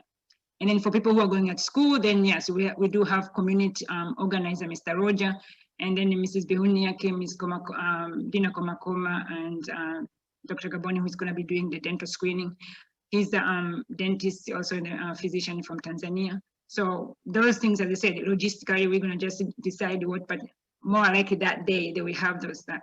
And Mr. Siakabe is going to be there, either helping with those children or going around with taking pictures or documenting or taking, so everybody else can come and enjoy and see what we have done. Again, in the afternoon is going to be continuation for what we did in the morning, what did we left off, and how much can we do. The next day, again, now the 18th, again, this is also Saturday. So we're going to have a half day on Saturday. So in the morning, again, on board rounds, if we did neonatal before, then now we're going to do postpartum hemorrhage. So it depends. So mine usually change because I can go back and forth because I'm there, but person who is virtually, that's why I put, you can see double places. And then you have morning rounds again in postpartum now. This is another training for 9 o'clock. So postpartum thermoregulations education with parents. Now we're working with parents who are delivering these babies to make sure the babies are transitioning very well, and teaching nurses and labor and delivery postpartum area. So this is like everybody who is going to be available, we need the hands-on because they usually have a lot of deliveries. So as I said, talking to the parents means like one-on-one. So you educate them, show them how to cover the baby with the blankets, put the hat, put the socks. All these are things are donated right now. And then so we use that to make sure they educate. So every single baby who is going to be born while we are there are going to get those little set of things, which I'm going to show you for a few seconds, to be able to teach them, this is how you dress the baby, this is how you put the baby, this is how you cover the baby, this is how to dye the baby. I mean, those things, it looks basic to everybody else, but not everybody else know that. And Miss Nori will tell me, or we validate that keeping the baby nice and warm will help that baby transitioning very well. So they need to know those things. And then for anesthesia also, we have another day there, but we're gonna confirm what time. This is Saturday, if Dr. Gwen Randall is available for Saturday, what time, and then we can confirm that part. And then lunch. So in the afternoon, we have a little breezer, a little bit. Just there's some other things that we need to do, which we update afterwards. We still need to confirm that. On Sunday, this is just like at least get a little breezer, because anybody knows after working 12 hours for 3 days, it is a lot. So we have to have personal day, like catch up, relaxing, and if we need to go around the city of Dodoma, then we do. But most of the time, usually this is going to be like impromptu. Like if people are tired once just to sit down and relax, that's okay. Or play cards or eat popcorn, that's fine. We can do that. Or drink Dodoma wine, yay. On Monday, sorry. So again, the routine comes back. So this is the time we do the diabetic education. So Miss Nancy also and Katunzi, and we'll be able to do that. So we'll be, hopefully, if she has that education done, we can share with people and then have that discussion so that she can answer questions and be able to understand what is the knowledge gap, and if there's something that she needs to emphasize, then yes. And then Mr. Katunzi is going to be there to validate or continue supporting people who are right there on the ground, nurses, doctors, and patients. And then of course, people who are going to school, they're going to go to school again, continuous free, have still classes, because remember we have 1,600 kids. So I'm sure we have not finished all those classes, so it continues. And then here we're going to add more, depends on how much is needed. We're going to add that. And then afterwards, you have to go back to school and try to finish up. Because for school, that's going to be, the Monday is going to be the last day to go back to school. And then, so now there's Tuesday, the same thing, board rounds at 7, and then CPR. So that's Dr. Ramjan is going to do the CPR training and the EKG interpretation. So that's also, we're going to find out once if the ICU nurses are available and the doctors, ICU doctors are available to do the rhythm interpretation, EKG stuff. So she will do that. And then after that, we are going to community outreach. This is Congo. It's like an hour and a half from Dodoma Medical Hospital. So there we are going to do postpartum hemorrhage training for healthcare workers. These are the ones who usually get those patients who are coming from, delivered from home, bleeding, they don't know what to do. They don't go to the main hospital. So we need to be able to teach them basic things that they can do to manage or prevent postpartum hemorrhage for these patients who show up there with probably no prenatal care and all the stuff. So we have just basic things that they can do to try and minimize the impact of the bleeding. And then that's the part also, Ms. Dina Komakoma also is going to be teaching. She's expert in area of infectious diseases and tuberculosis. So of course, that's the right time of the COVID-19. So we're going to include that to do in that community outreach. That community outreach, they're going to collect the nurses from different local dispensaries, come to one area, so then we'll be able to do that training. And this, I mean, all of us are going to be needed to be there just to make sure we can teach. And then after that, we come back. So wherever we are left with from this hospital, we're going to finish it up that part. Any training or any doctors or nurses who need specific training or like CPR, so we can catch them up to make sure we get everybody who needs to get those. Then Wednesday, we get breakfast and we start running away now. So that's where Mr. Lameki comes in, and we're going to do the safari now. We are going to Mikumi and then go there. There's certain things which, without spoiling the surprises, we're going to do on that day. And then the next morning also do more real safaris. And then from there, we go back to Dar es Salaam. So when we get to Dar es Salaam, everybody probably wants to sleep in. because of the change of hours. I'm sure it's going to be catching up with all the volunteers. And then we're going to be going to tour the Magnet campus. This is the another organization that we collaborate with in Tanzania. This is the Youth Soccer Association Club. So we're going to go and see there, so have so many campuses with the kids. And then the next morning we do training, health screening, you know, like weight check, teaching them about them. For United States here, you guys know My Plate, like knowing what food to eat, how much to eat for that age group, and to see how health can be, hydration and stuff. All those try to give them basic information that they need to know. My weight is this, this much height, and how much should I eat for exercise? What do I need to do during the zero exercise, effective exercise, just to try and do to encourage the kids to start learning about their health practices so they can improve that. And then the 26th, that is usually just a retreat again. It's another Sunday, and everybody's going to be probably needing personal day. And then the next day we go to Zanzibar, and then I can't say more than that because I know Mr. Lameki wants to do surprises. But then we come back the next day, and we have to come back to United States on the 28th. We're going to arrive here on the 29th. So that's all we have. Any questions? Just super excited. Good. So, I mean, as I said, there's a lot of things. I mean, we might switch a little bit here and there, things maybe time-wise or something, because of either whoever is available to do something is not going to be there. But we're going to have another update schedule, probably 2 days before the day we leave, because by then everything is confirmed. But I said it's 2 months ahead right now, which I feel like it's like next week, which I'm so excited I need to go. But yeah, so sometimes people are like, oh, wow, this day is good, but I'm not sure about by then. So that's why I said everything is tentative, but at least we know that which areas we have to do. And as I said, some of the days, if they don't work, especially for the people who are providing virtual education. So then, yes, we're going to try to arrange it to make sure it's convenient for you and convenient for them. Because remember, the time difference is 7 hours. So we are, I mean, they are ahead of us. So we always have to think if their education is 7 o'clock, up here is midnight. But so we're gonna try and work as much as we can. So all those 7 o'clock things are always half an hour to 45 minutes because they have to finish rounds and then go back to the unit and work with the patient. So, but I said, we can work and try to accommodate. Yeah, I see Dr. Gwen, yes, we can address that part. Yeah, so we can accommodate to make sure at least the people who are available to do from this side on that side. Okay.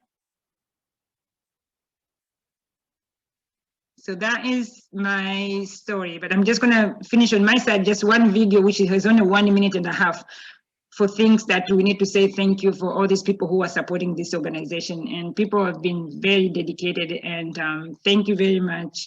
I know some people want to remain anonymous, but I usually get too excited and divulging some information about people because I get so excited. But thank you very much, and I appreciate that people have went beyond of organizing, collecting, and raising money to see that people are taking the time to do. So as I said, I'm going to share that video. It's only 1.5 minutes.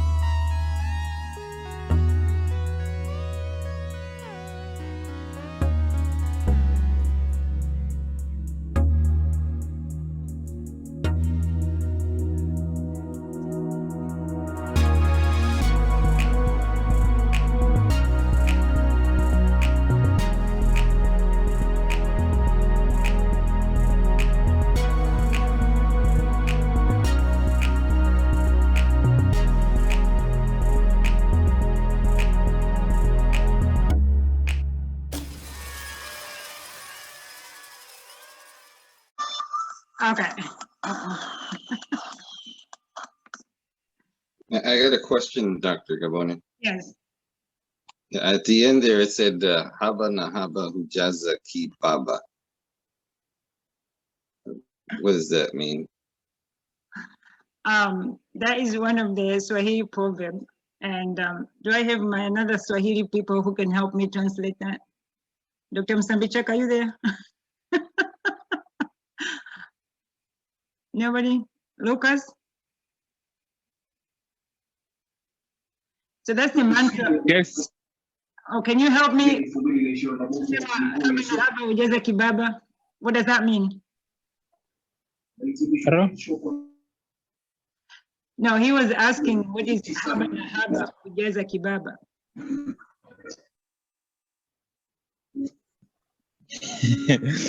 We should if you fulfill the boat. If you can fulfill the pot. Yes, so at least. Yes, the same concept. Thank you. Yeah, so it means haba na haba is like little and little. So if you take a little bit at a time and add it to something, eventually you're gonna have a big stuff. So as an organization, when hold on a second. You can say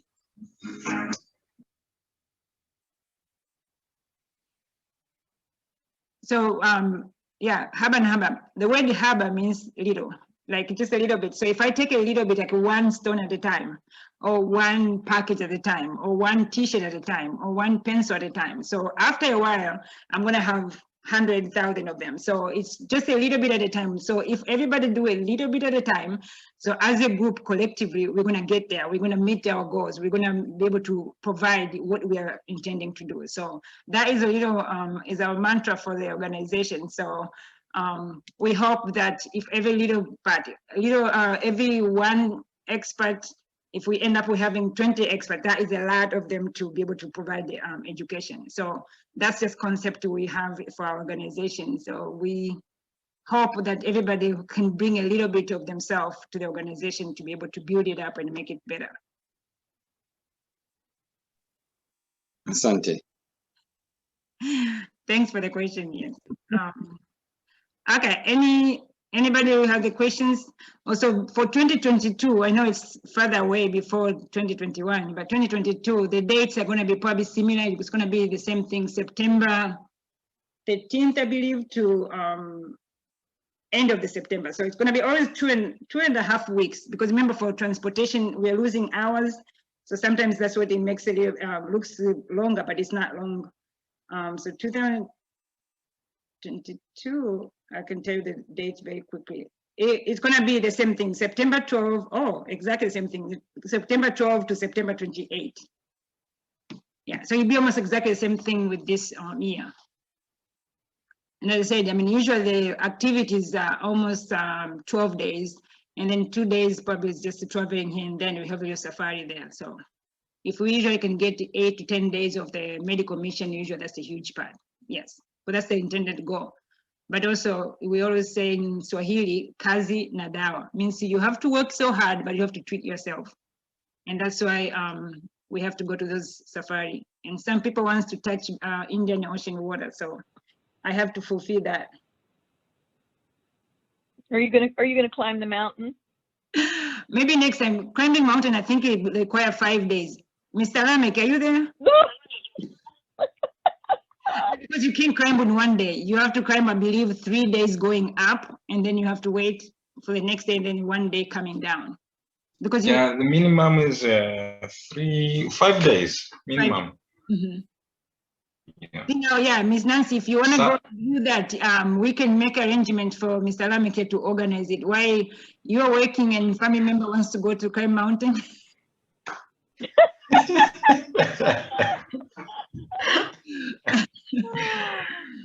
No, but I mean, it is possible. I did climb Mount Kilimanjaro when I was in high school. That was a long time ago. I was young and energetic, but yeah, so 5 days. So we train for almost 6 months. You have to train with a high altitude, because remember, you're going to go up. So your lungs capacity is going to be a little bit different. So you have to be able to breathe in the low altitude, high altitude, I'm sorry. So we train for 6 months, and then yes, we from day one, we were going to the mountain. The day we're coming back was 5 days, yeah. So 3 days because we climb at night because of the sun and reflection. So that means you already lost a half day in the beginning.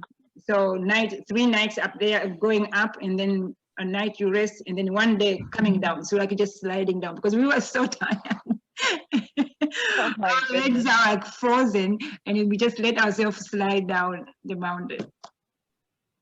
And I said it was good to be young.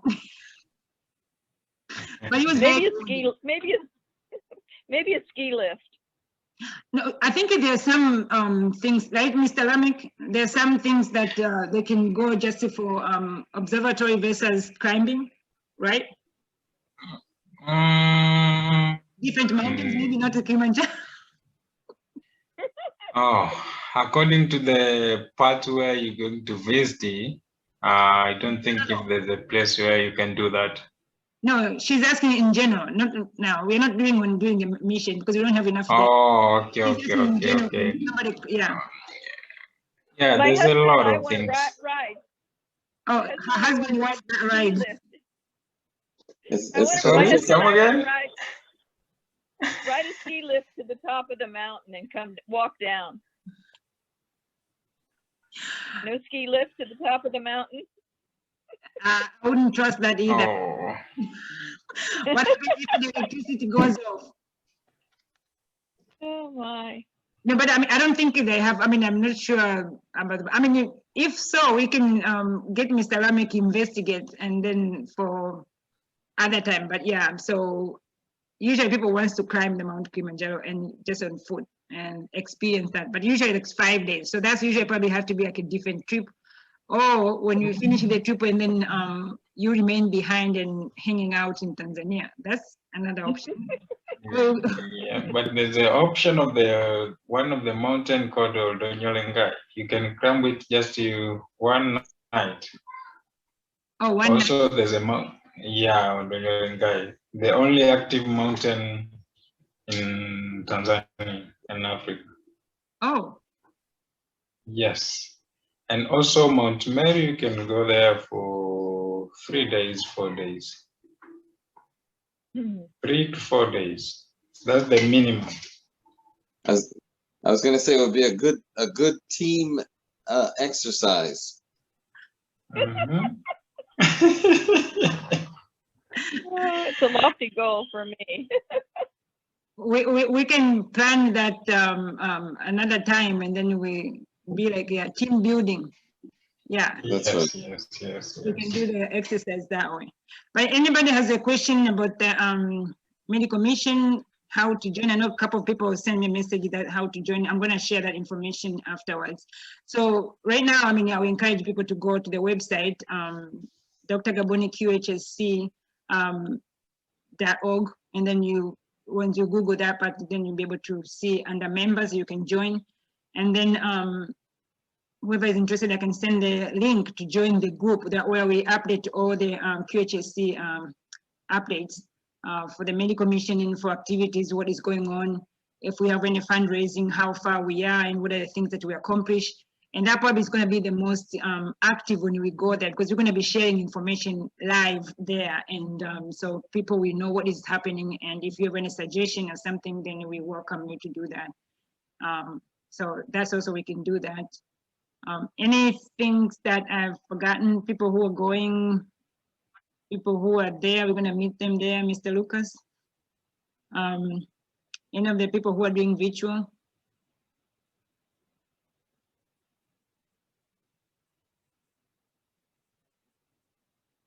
That's it?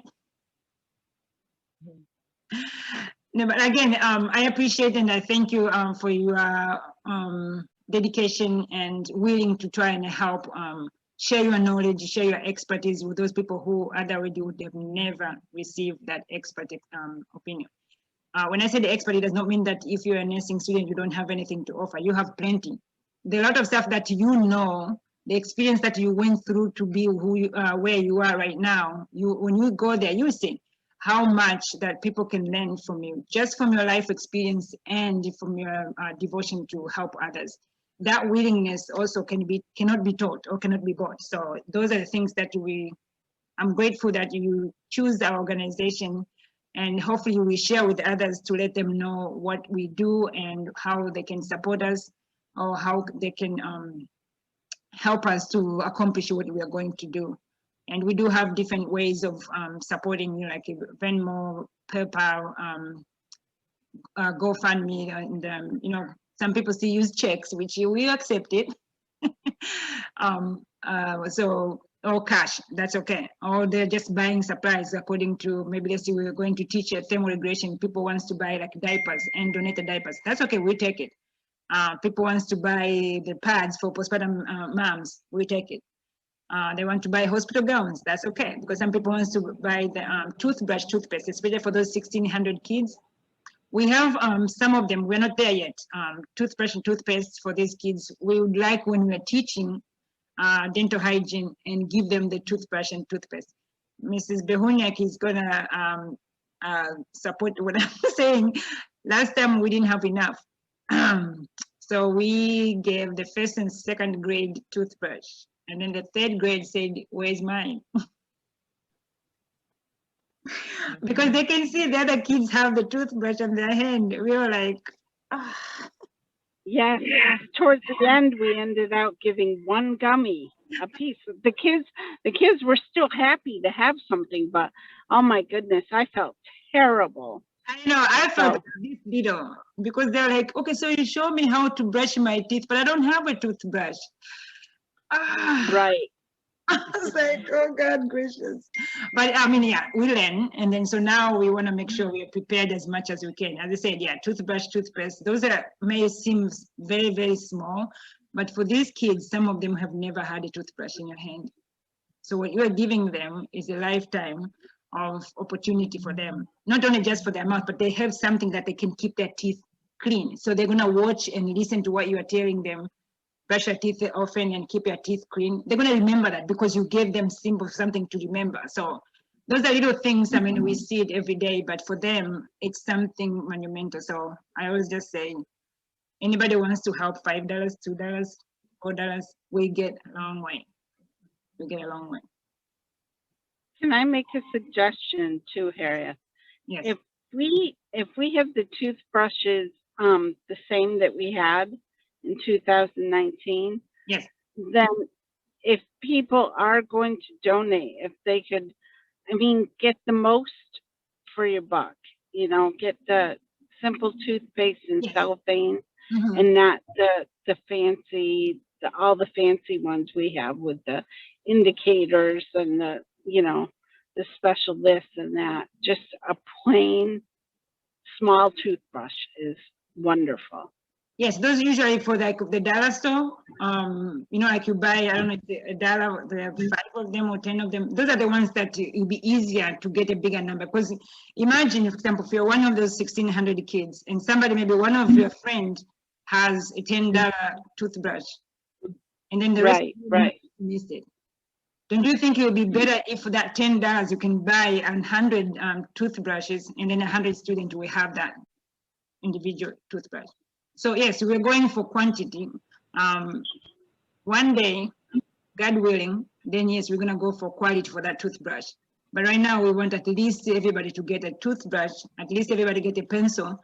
So we can be able to practice their names and writing and go home and show their parents that they've learned something, or there are some people who came, who value their life enough to spend their money and come and see them, and then give them a toothbrush, toothpaste, or take care of them, or teach them, or something.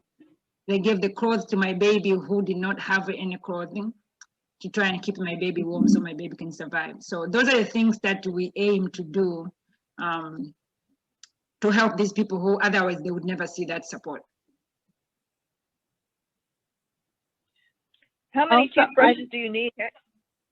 I'm sorry? How many toothbrushes do you need, Harriet? So we have 1,600 kids, and I think it's so far we might have 150, I think. Some people who have donated. Some people said they are still collecting, but I have not received them yet. They've not given me on my possession. So so right now we have like 150 on my possession, and we have 1,600. So they said, yeah, as many as we can, that's fine, we carry them.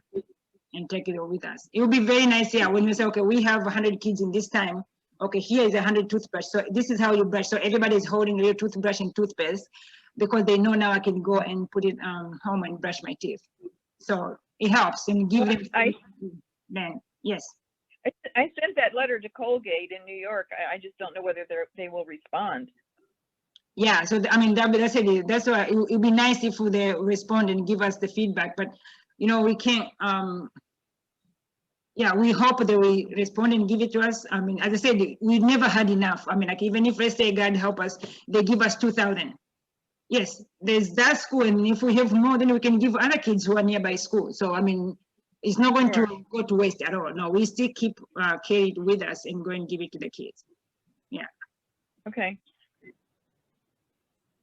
Maybe I can collect unopened toothbrushes from my friends from the dental office. Yes, yeah, those usually they give after, yeah, you for an appointment, yeah. If you collect them, that's fine.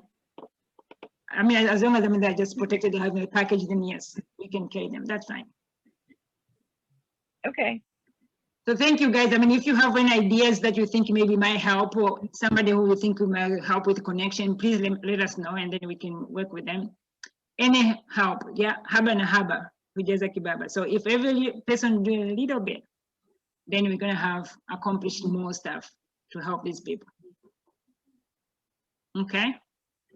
Thank you guys for coming and thank you very much. Thank you. Enjoy your weekend, everyone. Thank you. Thank you, you too. Thanks, Harriet. You're welcome. Thank you, Miss, for coming. That was nice. Thank you. Thank you. Miss Hi, Dr. Gabon. Thank you so much for having me today. And I'll join you next year for sure. Next year. I'm gonna keep a seat for you. No, yeah. I'm saving some money right now to go next year because we want to go like you know like the for family of us. So yeah, so we're gonna go there. Oh, that's good. That's good. No, but I mean, yeah, it is nice. I mean, if you can go, that would be very nice. Definitely. Yeah. Yeah, definitely. Awesome meeting, Dr. Gabon. Very nice. Oh, I enjoyed it. Thank you, Brown, for coming. Thank you. Thank you. I'm gonna hold. You're very welcome. Yeah, next year 2 spots are open. Yes, 2, maybe 3. It's even better. Thank you. I appreciate. Yeah. You're welcome.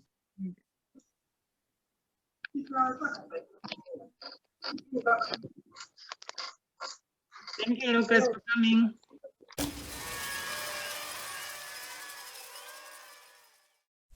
Daktari Gabone QHSC